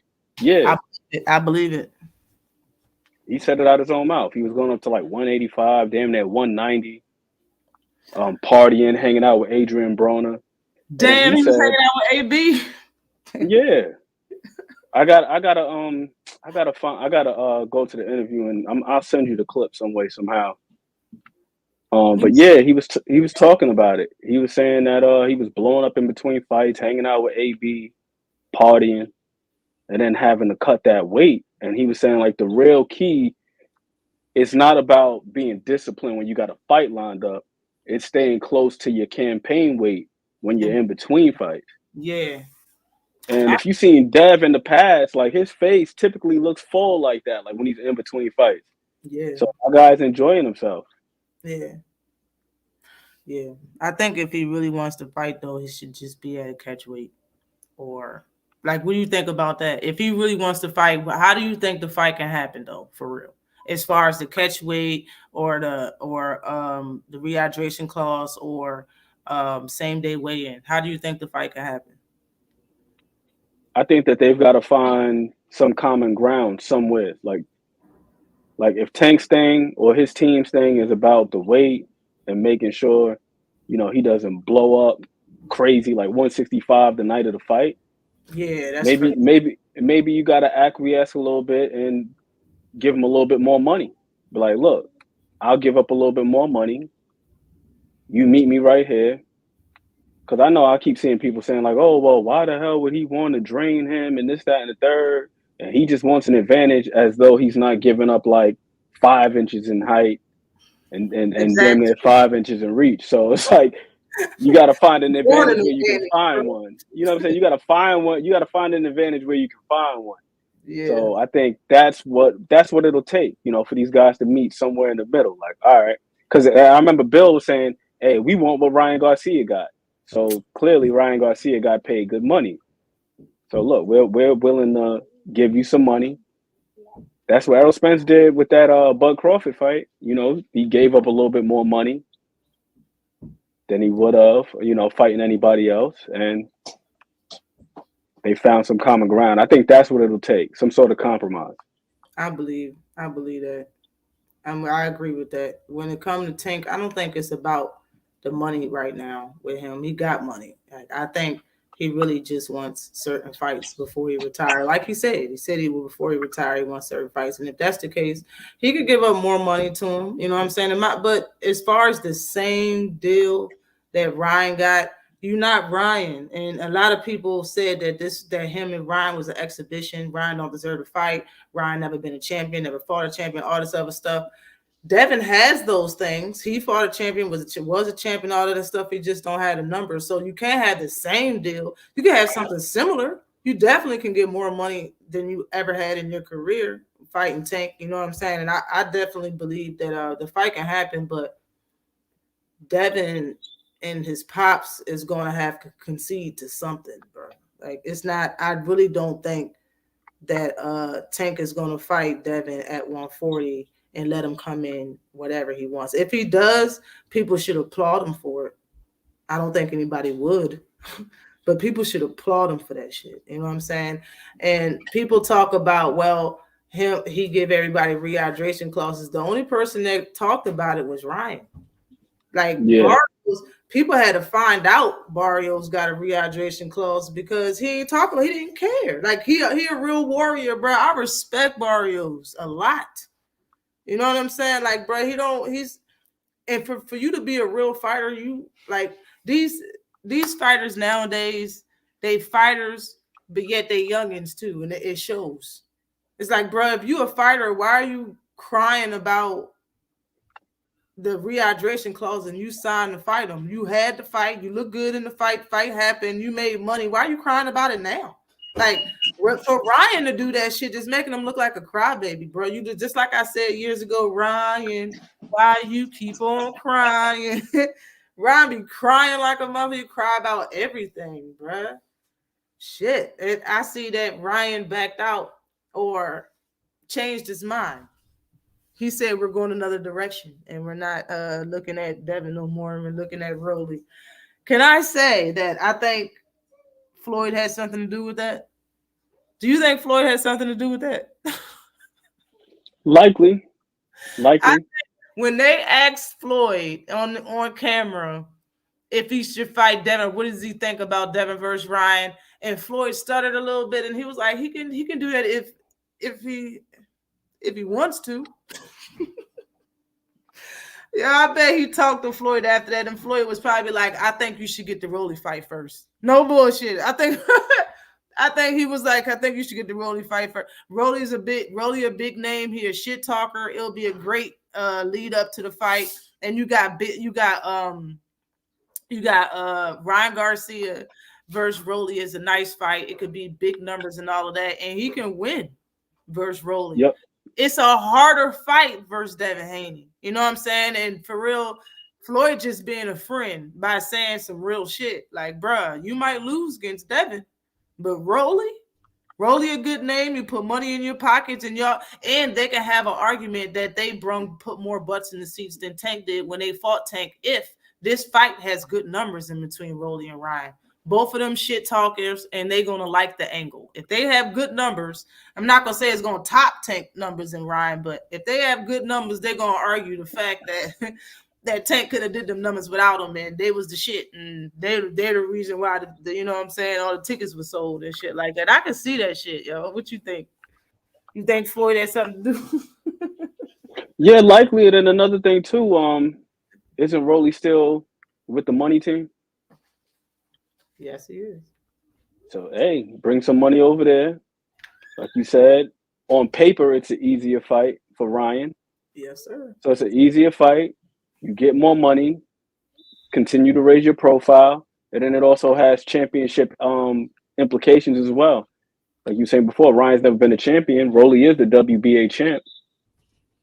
So as opposed to just throwing what's the name, Rolly in there with some other guy like O'Hara Davies, why not put him in there with a big star like Ryan Garcia, and it's a win-win for everybody. Yep. Because who's to say that Rolly don't lose to O'Hara Davies? Who's to say he don't lose? Exactly. Shit, You he know almost lost to Barroso. So Shit. you might as well cash out if you lose to Ryan Garcia. Speaking of Barroso, like I watched the fight. I watched the press conference a little bit, bro. But when they somebody took a picture of Barroso and it was a close-up picture. I did not know that dude really looked like he was 60 years old. Yeah, he look old as shit. Barroso They say he's 40. I don't know. Bitch. Nah, bro. Ain't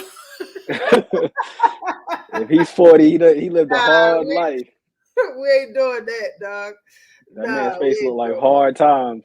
He is not 40, man. That dude old as hell, bro. He look like he gotta be in his 50s. You got to be in your 50s, bro. And that's why everybody was laughing the way, they had that high def TVs is better than mine, bro. EJ was like, man, you let that old man beat you. Heck, everybody know he's old, bro. It's so funny that everybody keeps saying that shit, but I was so shocked. I was shocked when I seen that close-up picture. I was like, yo, this ain't Photoshop, yo. It do look Photoshop, right? Then you see him in the press conference. It look like somebody put stuff all over his face, like dots or whatever. No, that bro fucking looked like a chief Indian, like the oldest chief in the chief Indian. Yo, he looked like he's old as shit. He got the biggest feather of the tribe. This be look old as shit. Y'all the man look like a Navajo. Yeah. Yes. Facts. And he laid the Nava on that whole Rolly. He was beating the shit out of Rolly. Yeah, he was. Rolly said he hit hard though. He said it was like the hardest he had been hit. Yeah, he did. He was making jokes about how hard the man hit. That's how you know somebody hit hard, when you make jokes about you getting your ass beat, almost getting your ass beat. Rolly was supposed to fight Davies first. Yeah. I think the better decision is Ryan versus Rolly. I think that's the better decision. It makes sense. And it makes too much sense for it not to happen. And Devin ain't going nowhere. And Ryan big as shit too. I understand Devin got big, but have y'all seen Ryan? Ryan just in fighting shape. And when he was in the fight, he didn't come in all blowed up, you know what I'm saying, and looking puffy and shit. Bruh, but Ryan is big as shit, bruh. Ryan ain't no 135 no more. You could tell he fight at 140. He big as shit. So Devin ain't going nowhere. They can make that fight later on down the line. You know what I'm saying? 140 is stacked. So yeah, I can see that. But let's start at 126. I put Raymond Ford on the screen. He's coming up in the weight classes. I believe Raymond Ford is a good talent coming up at 126 pounds, and he may be the best right now. Who do you think is the best at 126? So who's the best at what weight? 126 pounds. That's why I got Raymond Ford on the screen. I think that he's probably going to be the best at that weight. For right now. I don't know. Raymond Ford need to come up to 130 and give my guy Edward Vasquez a damn rematch though. They already had Vasquez winning. Yeah, they fought already. They fought at 130 though. What was that about? Why they fight at 130? No, I think they fought at 126, but Edward Vasquez moved up to 130. That's why I'm not sure if you saw the fight that Edward Vasquez. What was his last fight, Shawa? The one with Joe Cordina. I need to go back and watch that shit. Joe Cordina won the close decision. And they said they did it to me again. That's what he was talking about when he said they did it to me again. That's the fight that I need to go back and watch. He fought Raymond Ford. Joe Cordina versus who? Edward Vasquez. Edward Vasquez.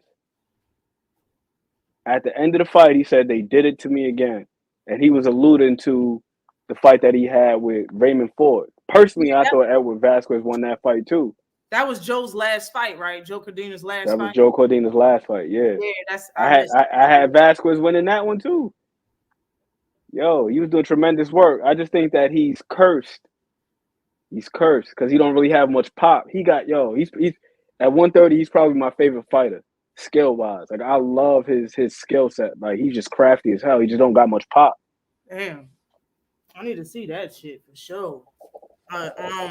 As far as the people coming up, man, my best guy at 126, bro, is Bruce Shoo Carrington. Man, that is my guy. I like Bruce. I love Shoo. I like Shoo all out the ring too, bro. He's comical. Did you see that he was Shaggy for Halloween?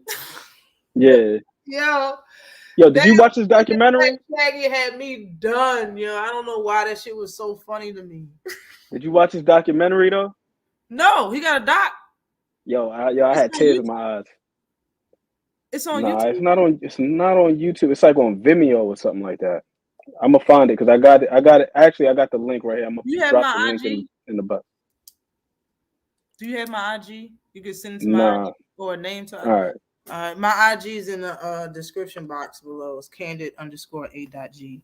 But yeah, I need to see that shit. You said you had tears. Yeah, I definitely need to see that. Yo, I damn near cried, man. Yo, and that's tough. That's some tough shit. Yeah, they were talking about that when his brother got killed. Yo, his mother's that's a strong woman right there.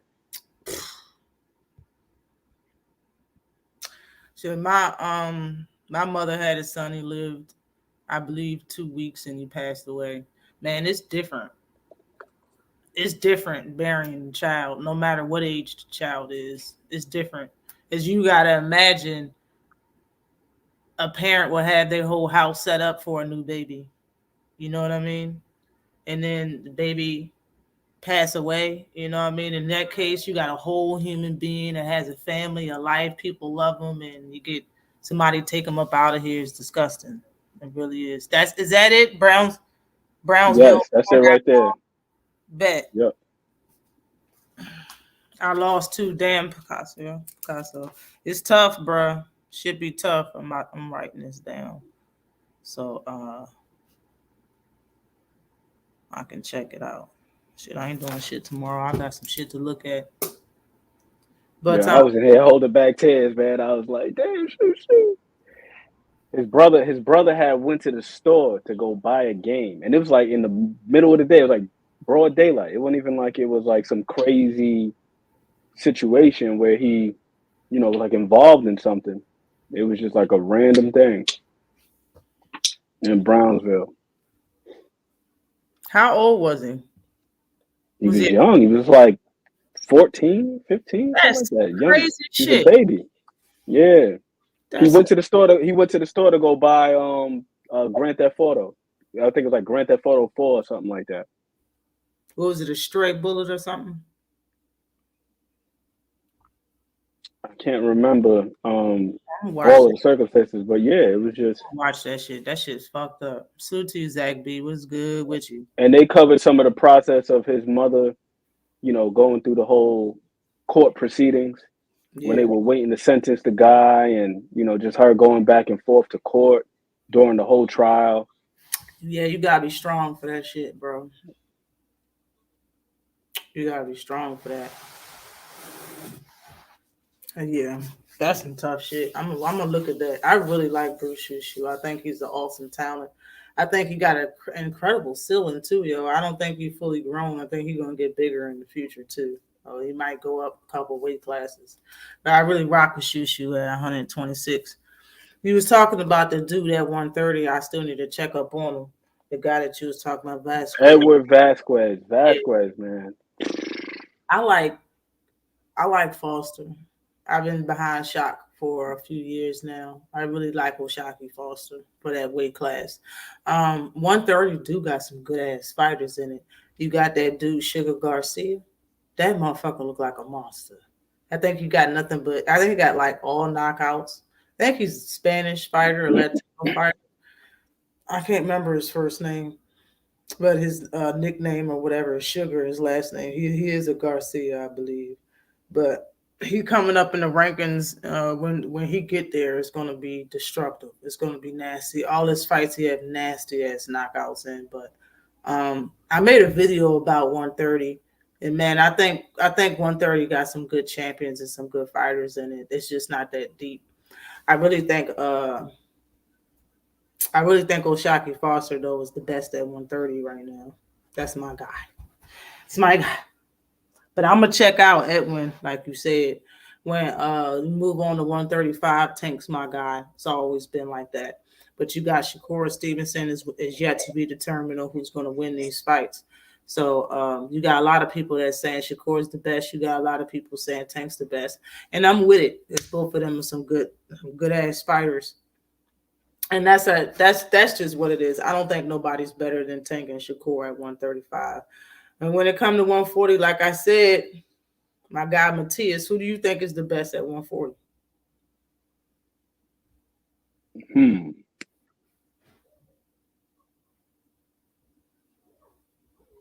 And I really don't know.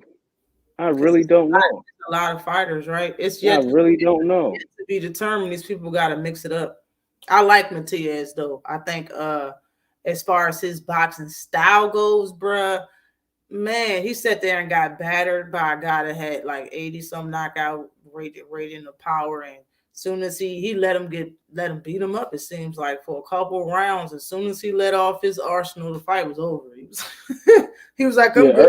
Ergashev started off the fight well, and it seemed like when did. the success that he was having didn't really amount to what he wanted it to, he just looked defeated mentally. Yeah, mentally. And when Matias punches landed, he was just I guess he looked at it like, how can I win a fight with somebody that punched like this and took all of my best shit just now and did nothing. Exactly. Yeah, but that's another thing that people got to give him, man. He got a good poker face. I give that to David Benavidez. David Benavidez got a good ass poker face. Benavidez got a good poker face, bro, and so do him, and so do Matias. Matias' poker face, his face don't never change. Shit, just keep walking forward, stay with that high guard, and it just is what it is. He already got a body on his record, bro. Matias is a scary guy to me. That's why I say, if I had to pick one person, it would probably be Matias at 140. Yes, too many options at 140. They got to mix it up, definitely. A Super 6, Super 6 would be fire, yo. I think the thing for 140 for me is like I can't really think of any one person that I feel has displayed like an array of skills. You know what I mean? It's like all of these guys have like the one thing that makes them good. Like with Matias, it's like his power and his relentlessness, but we don't really see him box from range like that. Yeah. With Devin, he's really good at staying on the outside, sticking with that jab, but we haven't really seen him have like a tremendous performance fighting on the inside. With Teofimo Lopez, he's kind of like up and down, and I feel like a broken record because we've been saying this about him ad nauseum about the unpredictability of Teofimo Lopez. Like one fight, he looks the way he does against Richard Comey, and then in another fight, he looks the way he does against Nakatani. Like he went life and death with Nakatani. I thought that Nakatani fight was worse than the fight with what's my guy's name, with George Kambosos. Yeah, it was because at least he dropped Kambosos. That's what I'm saying. So it was just like he's a little up and down. Yeah. But I can't really say there's like one guy in particular where I'm like, man, I've seen him do this in this fight. I've seen him do that in that fight. You know what I mean? Yeah. Like Tio's a good counter puncher, but then I also seen him fight that fight he had against Sandor Martin, and this dude was just turning him and check hooking him. He dropped him like twice. Check hook city. All for check hooks. Check hook city. And then you got his daddy has the best excuse. I was killing my son the whole time by telling him to touch the dude every second. Bruh, nobody touches nobody every second of the fight. In the first place. They're just full of excuses, yo. You must have missed us. You giving us an extended show. Yo, I was asleep. I was supposed to start my show at 5. I believe I started at like 5:30. I was asleep. I was asleep because of want to see Matias versus Yo, I forgot who Matias. I think Matias had just fought somebody. And right after that, I made a video saying this is the best fight at 140. This is I believe 2 years ago. And I made a video saying Matias versus Gary Antoine is the best firefight at 140. It may be still true, but I need Gary to do less talking and more fighting. That's what I need Gary to do. Is he over there saying how boring Devin and Regis was? Yeah, but you need to fight. You need to fight. Okay. Last time I seen him fight, what was it? Ranches? Who did he fight? Who was Gary Antoine last fight? Who was it? Ranches? Bartholomew? Yeah, I think it might have been that one. Like, bruh, you got That out thing gave him a tough fight. Huh? Yeah, you got out the whole sanctioning body and went to another one and let Rolly get the title. Bro, you need to do less talking and more fighting. Don't turn into Mr. Gary Russell. You need to do more fighting and less talking, bro. Your career should be your own. He the goods. He's the better Russell out of all of them, in my opinion. So if that's you need to get on yours. He's supposed to have been a champion years ago. He's supposed to have been a champ before. He was supposed to be a champ before Rolly got the choice. It should have been him anyway. So yeah, I definitely want to see that too. Out there for real, I want to see that. But shit, there are more than 6, right? Yeah, I do want to see. I want to see the top 4, top 6 mix it up. I definitely want to see it. Devin might be 140 best, man, and that's because he just got there. I can't even say he the best at 140. I mean, Matias has been fighting at 140 for years. That's why I can say that he's probably the best but I can agree. Everybody needs to bet that these fighters need to mix it up. 140 deep as hell, yo. It's deep. I can't wait to see Sandor in there with the. I can't wait either. You're not watching the fight now? I thought the fight started at 8:30 Eastern time. That's what it said on my TV. Ian O'Connor, salute to you. Salute to you, Kyle Cooley. What's good with you? Salute. Sandor Dev, I need right. I need to see that too. I would love to see Sandor Martin versus Devin, and you can really see how much skills the man got. And I'm not even saying it like Sandor is a great fighter because he's not an A-level fighter in my opinion, but he's a good boxer and he can fight on the back foot. And that's something that I don't think I've seen Devin fight. I knew he was taking more, no more step aside. Right. Sandor said, I'm trying to mix it up with y'all. Y'all can't see me. No, Sandor could box his ass off, man. Yeah. Yeah. I would love to see it. That's the same thing. I would like to see Villa versus some good names at 147. Like, bruh, I would like to see these fighters versus other names. Like the guy that gave Frank Martin some trouble his last fight. I would like to see him versus a name at 135 just to see how it looked. You know what I'm saying? Mr. Gary needs to get on his pogo stick ace. He need to do something, but he can box. He's talking about fighting at 135, and I like Mr. Gary Russell, but it's just like you said before, the inactivity. Salute, and I thought he was tremendous in that fight against Max Sayo. That was one of his better performances in my personal opinion, because I've always felt as though Gary didn't use his angles and use his legs enough, because he would always just be shoe shining, just letting his hands fly, just throwing flurries. That was the most I've seen him use his lateral movement. I can agree with that, motherfucker. I said, shit. I said, Gary actually got because we know he got fast hands, but I agree. That's funny as hell. And terrific in that fight.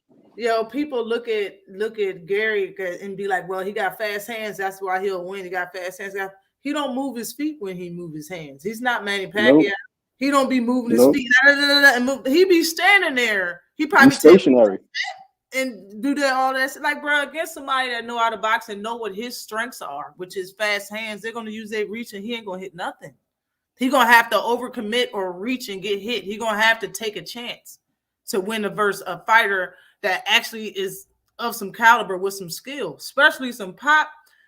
Gary don't have punching power. That's the problem. You know what I'm saying?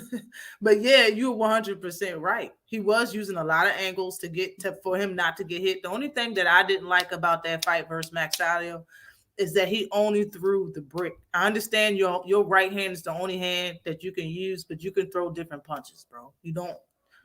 All he threw was a straight. That was my issue. Like, I understand when Tank was hurt, I'm not gonna say that. But when Tank was hurt, he threw a jab. He threw, because it was his left hand. I mean, his right hand was hurt. His power hand is his left hand. So his right hand was the only hand that he can use. He was throwing a jab. He threw uppercuts like a motherfucker.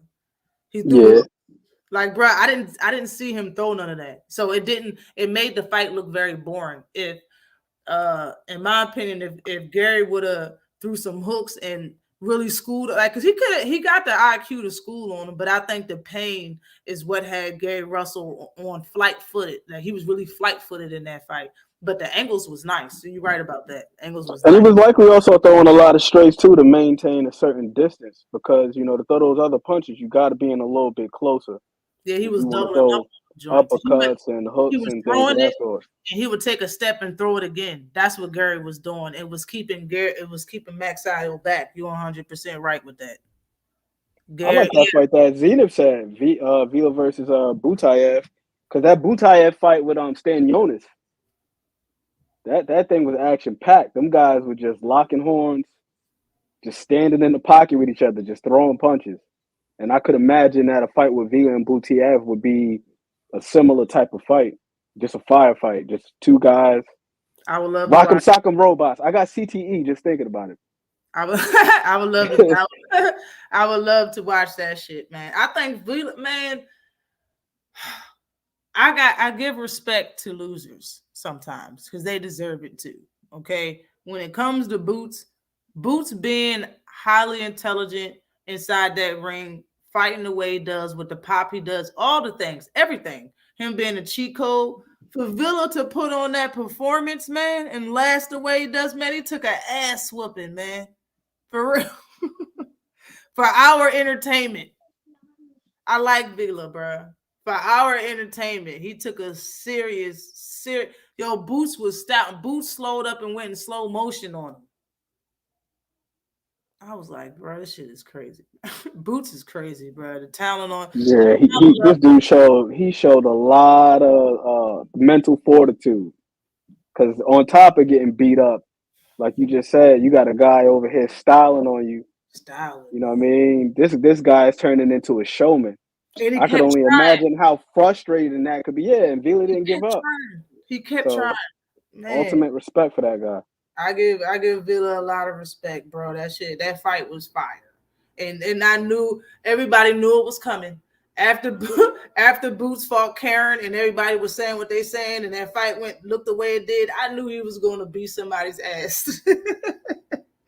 I knew it. And this next fight was Vila, man. Vila took the blunt end of a sharp ass object until he just couldn't no more. That fight went like 10 rounds. Man, that was a good ass fight, bro. That fight was good as hell. Gary showed levels in the Maxino fight. I was impressed, even though he didn't get the W. Yeah. Fuck Vila. He thought it was shit. Bruh. It was a good fight, though. It was a good fight, yo. It was a good fight. I'm finna get on up out of here in a little bit, but I want to finish this from weight class to weight class, man. When it comes to where we at, welterweight, I think both of us can agree. It's Boots and then it's everybody else. Boots is on another level. I think he's everything. I think he's the boogeyman. I think he's the best at the weight class. I think nobody want to fight him. I think he has a high ceiling. I think everything about Boots, man. Boots can fight at, honestly, if he wanted to put his mind to it, he could fight at 140 and terrorize the whole fucking division. Boots comes in at like 143 anyway. 145. He never comes in at 147. Like, imagine if he really wanted to cut weight, he can come in and stand on the scale butt naked and make 140 pounds. That shit's scary. He probably wouldn't have to get butt naked to make 140 pounds, to be Yeah. honest with you. Yo, it seems like every time I'm watching a video, well, who is it? YSM. Shout out to YSM. Boots Yeah, is in the background working. That dude is always in the gym. gym rat. For real. People call a lot of people gym rats, but I think Boots is really one because it's too many people that can he got too many people that's seen him be a gym rat. It's too many people admitting that, saying that nobody worked like that guy. In my opinion, the first time I ever seen Boots, bro, he looked like he wasn't in the ring, but he looked just like Floyd Mayweather to me. It's like this nigga. This is Floyd's son or some shit. Adopted son. Now with all the hair on his face, he look like Floyd, bro. He look like Floyd. And he fight better because of the pop, man, and the fact that how he be switching, this shit crazy. Boost most definitely live in the gym. Facts, man. All right, 154. I put Tim Zoo on there because Tim Zoo, it seems like he want to fight anybody. All his fights, all his last 4 fights has all been entertaining to me. We just seen Charlo was probably the only guy, in my opinion, at the weight class that was going to beat him. That I can see at the weight class. Could have been a lot of other people. Hell, Lubin might be able to beat him. A lot of people might be able to beat him, but right now, since he has the titles, I say that he's the guy to beat at 154. What you think about 154? Salute to you, boy. Boy, what's good with you? Salute, Kizzy H. What's good with you, Queen? Once again, I gotta be in alignment with you.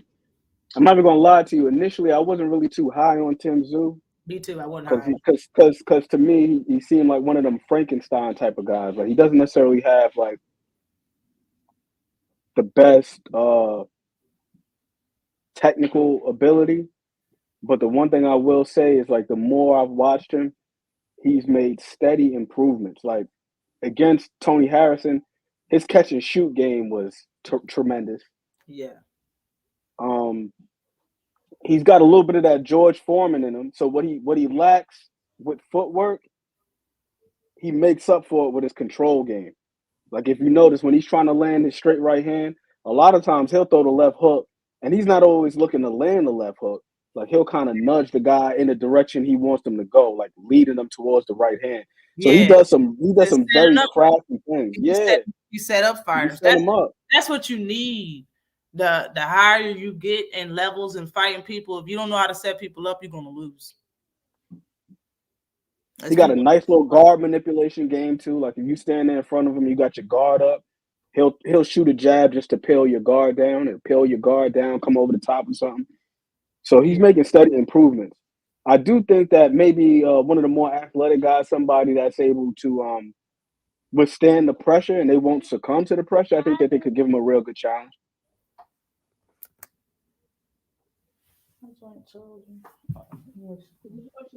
Shit plugged up.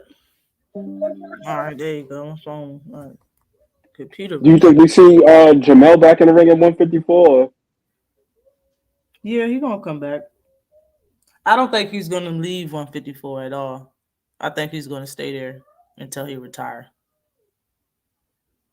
I don't know how many more fights he got in him. The way he talk like he ain't never retired. I'm excited to see my guy Virgil tonight. To see the way he looks at 154. I'm a big fan of Virgil Ortiz. I agree with what you were saying before about his defense.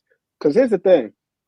Virgil is one of those guys to me, kind of like Matias, where these guys have more skills and they're able to be a little bit more tactful than what they are. Because I've seen Virgil like in that Maurice Hooker fight, even in the fight against Kavalaskis, Mean Machine, where he got tagged, and then after that, he went into that high guard. He had the active high guard, and he's moving and stepping to the side and all that stuff. But in my personal opinion, it shouldn't take for you to get clipped for you to turn your defense on. Right. And a lot of times, I feel like he sacrifices his defense for his offense. I feel like if he can find a happy medium to where he can be defensively responsible enough, but still be aggressive, because what is he, like 19-0, like 19 knockouts? Like he's very aggressive. But if he got to find that happy medium to where he's not giving up too much of his defense. He might find it at 154. Who knows? You know how some people say the weight cut makes people fight a certain type of way because they fighting at a certain weight class. Like kind of how Bud was moving around at 140, but when he got to 147, it was a totally different fight. He had a totally different style. You know what I'm saying? Some people change their style when they go up in weight because they know they can do other things. Hopefully, his weight. I think it was his weight that was messing with him, right? That's why he had the illness. The rhabdo with the kidney. That's a great point about Bud too, because I thought the same thing. Like when you watch a lot of those fights at 135 and 140, and he would get hit with a little shot here and there, and I'm talking about Bud. Yeah, I think it was because he was just a little too offensive and not even really thinking about his defense. It definitely feels as though he's become a little bit more defensive conscious as he moved up to 147. And I think that, like you said, moving up in weight, you're probably thinking I can't afford to take the same chances. yeah. Some guys get completely defensive, like Adrian Broner. Remember how Adrian Broner was at 140? He was letting them damn hands go. Then he went up to 147, fought against my guy, Maidana, got knocked down. After that, AB, every fight, people were saying, if only he lets his hands go. If only he lets his hands go. But when he was at 140 and 135, he was letting them hands go. Mm-hmm. We will have to see how that shit is going to look, especially with him moving up. I would love to see Virgil Ortiz versus Tim Tszyu. I think that shit would be entertaining as hell. No bull. Just because styles make fights. I think that shit would be very entertaining. Virgil ain't there playing around. He gonna want that title, and Tim ain't gonna try to let it go, especially with somebody coming up in weight. Yeah. All right. How's it look size wise though? Are they like the same size, like the height wise and stuff? Tim and around the same, yeah, because neither one of those guys are like little guys. And here's the other thing too that we got to take into consideration. I've been thinking about this a lot lately. We talk about some of these guys moving up, but are they moving up or are they cutting less? Because some of these dudes are already big for the weight classes that they were in previously. Yeah. So it's like, are they truly moving up? Because to me, moving up is like Manny Pacquiao. It's like you might be right with that. Because since he was already I think he probably made weight and was only that weight for a couple of minutes. Every time he made weight, he was only there for a couple of minutes, and after an hour or whatever, he was back at 150 or whatever. Drink some water and you right back, you know? Right. So I mean, we definitely gonna have to see when it comes to that. But at 160, who you looking at? Who you think is the best at 160?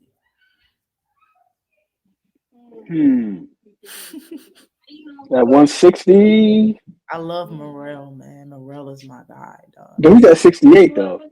Yeah, 68. I always do that shit. I always talk about Morrell. But they real close though, because it's middleweight, super middleweight. It's Janabek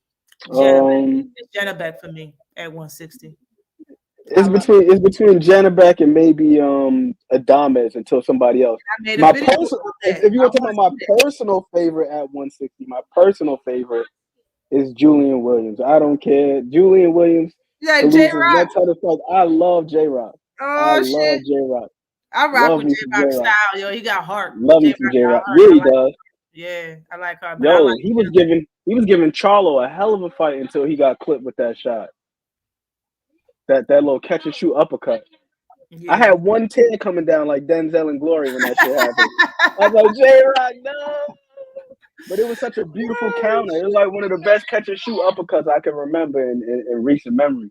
Yeah. But yeah, I would say it'd be between Janabek and Adames has been looking better and better. Yeah. And Boobu's going back down to 160, so we'll see what he looks like in his next fight. Hopefully he gets some fights now. Hopefully both of them fight Boo Boo. Hopefully Janabek or Adames get him a fight as soon as he come back down that bitch if he wants it. I made a video about Janabek versus Adames. Man, I think that shit is the best fight at that weight class. And it'll be a hard fought fight in between them both. That's why I like it. Janabek's just so tall, and it just seemed like he has so much boxing skill, bro. It's like he just seemed like his IQ is real big, real high. And I know Adames got power. I know he can box and he's smart on there on the inside and in the ring. He can fight mid range and all of that. Like, man, it'll be a hard fight to even call, in my opinion. You know what I mean? But I like Janabek. I like Janabek at 160. That's my guy. Salute to you, the messenger 215. I see you. Said his boots. He was super sharp at that last fight too. Woo, he was sharp. Adamas. Janabek, that last fight. No, that last fight that he had with J Rock, I'm just being biased, but I thought that the stoppage was premature. Oh yeah. But I'm being biased. I'm a biased J Rock fan. Okay. At least you can admit it, yo.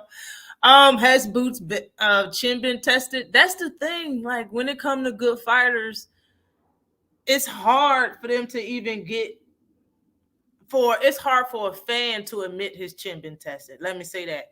In my opinion, I heard many fans before Boots had a proper step up fight when Earl was still collecting belts a couple years ago. People said that Boots get hit too much. I remember hearing that a lot. Boots get hit too much. I remember hearing that shit. So you can't say has his chin been tested if you get hit a lot. It just depends on who hitting him. In my opinion, I think the man never had a bump, bruise, scratch, never drew blood, nothing. It looked like every time he has any fight, even the long ones with Villa, and like even his longer fights that go rounds, bruh, there's never a scratch on the man's face. It don't look like he ever have a bruise or nothing. So when he fought, it's hard to say that he probably didn't have his chin tested, but man, it's like, who's gonna test it? It's not his fault. He fought that guy, what is his name? Thomas Delorme. Delorme landed a hell of a right hand, and he landed that bitch clean. And Boots just like walked through it. He just shook it off. When I saw that, I was like, yeah, Delorme about to get his ass beat. I think Delorme didn't that fight go 2 rounds or 1 shot. It went 2, I think. Yeah, I think he landed with a clean right hand, clean, and Boots looked like unfazed. Like you said, some people just got a good poker face. Like Shakur, like we talked about it when he got hit, or he got hurt to the body by Valdez. Yeah, and we couldn't tell. Big jab too. He was like, and he acted like it was nothing. He acted like it was nothing. Got in the corner and said, I think I'm gonna throw up. That's some funny shit, but you got to keep that warrior mentality and shit like that. But I understand it. Salute to you, Cash Sports. Just Boxing Talk is in the house. Salute to you. What is good with you? I can see that. Please smash the like button. Please smash the like button. Janabek. Yeah, Janabek's my guy at 160. And I already spoiled it, but my guy at 168 is David Morrell. I think the battle with Morrell has to happen in 2024. What you think? I mean, the battle of the Davids. David Morrell versus David Benavidez should happen this year, bro. I need that. I agree. I feel as though it has to happen for this reason. You know, I've had debates with people and they say, oh, well, he don't got enough fights, this, that, and the third. Well, if that's the case, who the hell is going to get him ready for David Benavidez if he ain't ready now? Because these other guys that are 168, even the guys that are good fighters, like he fought that guy, Falco, that was a former Olympian. This dude was a damn good fighter. I'm talking about David Morrell. He fought that dude, Falco. Falco was an Olympian, like silver medalist, something crazy like that. And he made quick work of that dude. He just I didn't know he was an Olympian. Yeah, he's a medalist. Matter of fact, yeah, yes, I did. Yes, I did. You talking about the dude he just fought? Yes. The other guy that he just fought too was like, yo. The dude Morrell just fought had a body on his record. I told everybody that in video. A lot of people didn't know that. I mean, but I made a video about that fight.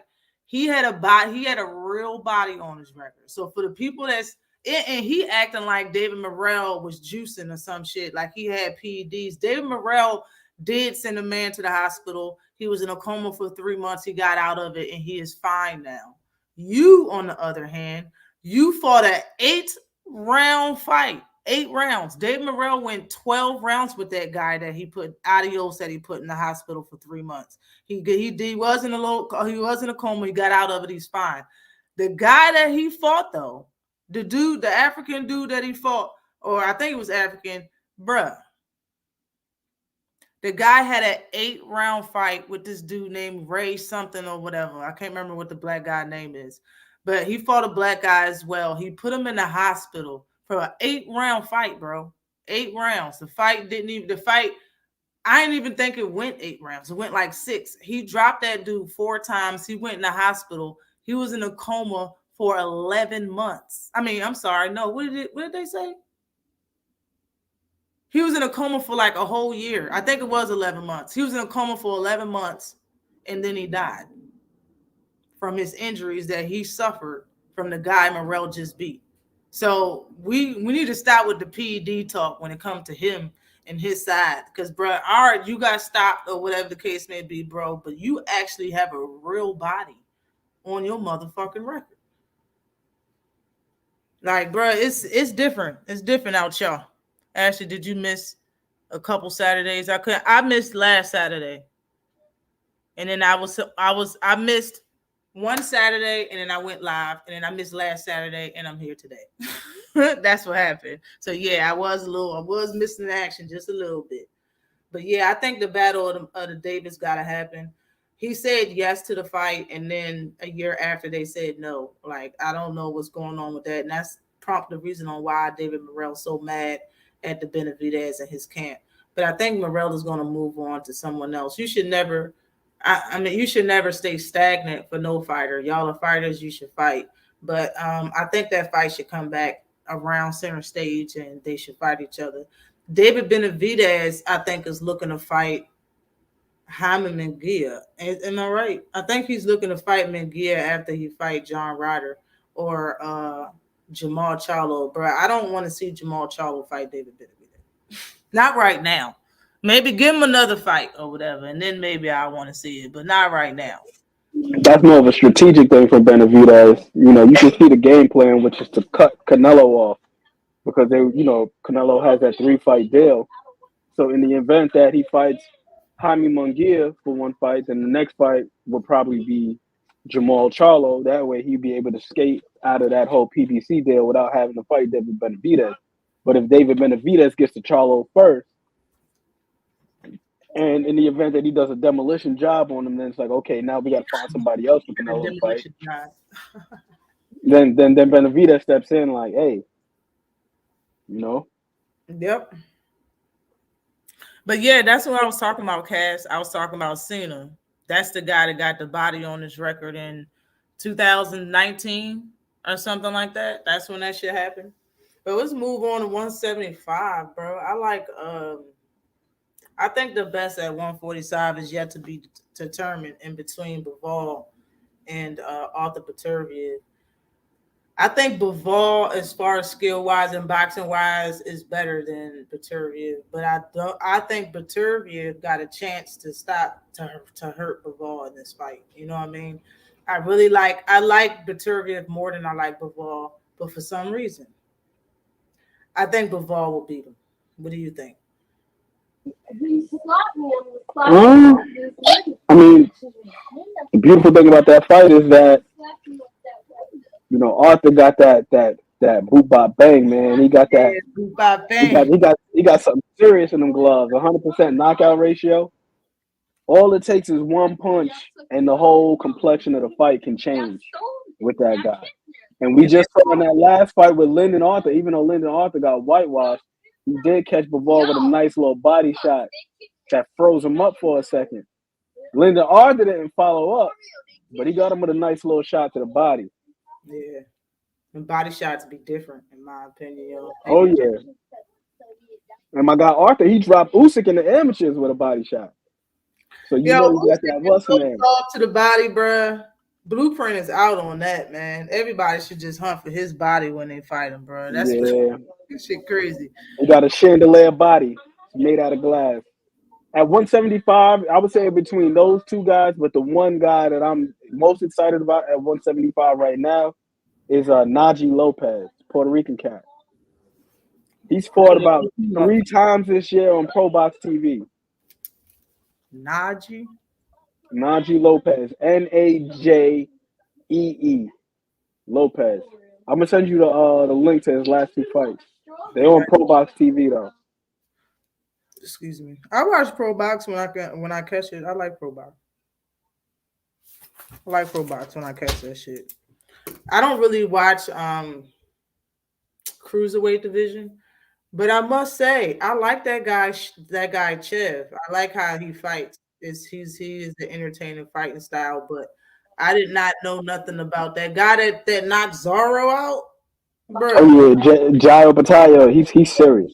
He's the guy. Opataia is serious. He is the guy at cruiserweight to beat. I don't think when I seen how he did it, I looked up some of his highlights or whatnot, bro. He's serious. I didn't know about him like that. I heard his name a couple times, and I seen him on stage a couple times and whatnot, but I never seen him fight until he knocked out Zorro, and I felt bad for Zorro. I don't even really know. I know of Zorro, but I never really seen him fight that much either. I felt bad for Cuz. I was like, damn, yo, he knocked him out with one shot. He fell backwards in a stale moment, and he's lucky. He's so lucky the bottom rope caught his fucking head. Because his head would have bounced off the back of that mat. Something vicious, bro. His head didn't even hit the mat. And he stayed down for it looked like he was down for 5 minutes before he got up. I was like, shit. This shit crazy. Yeah, I seen you, Shawan Allah. I seen you. You was like, yo, that's that guy, bro. Like, I got schooled that night. That setup was beautiful because he stabbed him to the body, got him to drop his hands, came over the top with the left. Oh my Lord. And you right. Yo, I thought he was gonna fall out the ring like on some Bernard Hopkins shit. Like right. That's what I thought was gonna happen. No, slide out like a slinky, like he'd land and just whole body. That's what it looked like it was about to happen, yo. I never heard of Zorro, but I was told he is a good fighter. Like I seen a little bit of Zorro. Like I know of the man. I seen a little bit of him, but I don't follow cruiserweights. So I mean, I heard he was good too, right? Through the ropes, through the ropes, man. Like at least slide under the bottom rope. Yo, that knockout was serious though. Opataia is serious. Bro. So yeah, I gotta give it to him. Where is he from? What's his nationality? What is it? I can't remember if it's like New Zealand or it's one of them places like that. He's not a UK fighter though, right? No.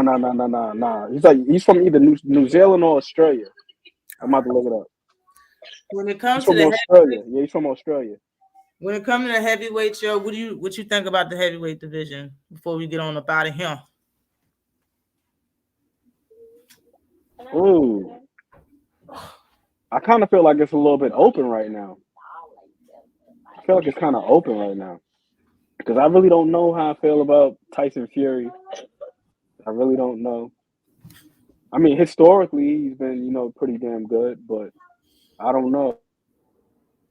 Usyk is really good, but then in that fight against Dubois, look bad. Right? That controversial body shot. Is it borderline? Is it low? Yeah. And there's a whole compilation on YouTube of him getting hurt to the body. Seriously? They made a compilation out the shit. Dating back to him being in the amateurs.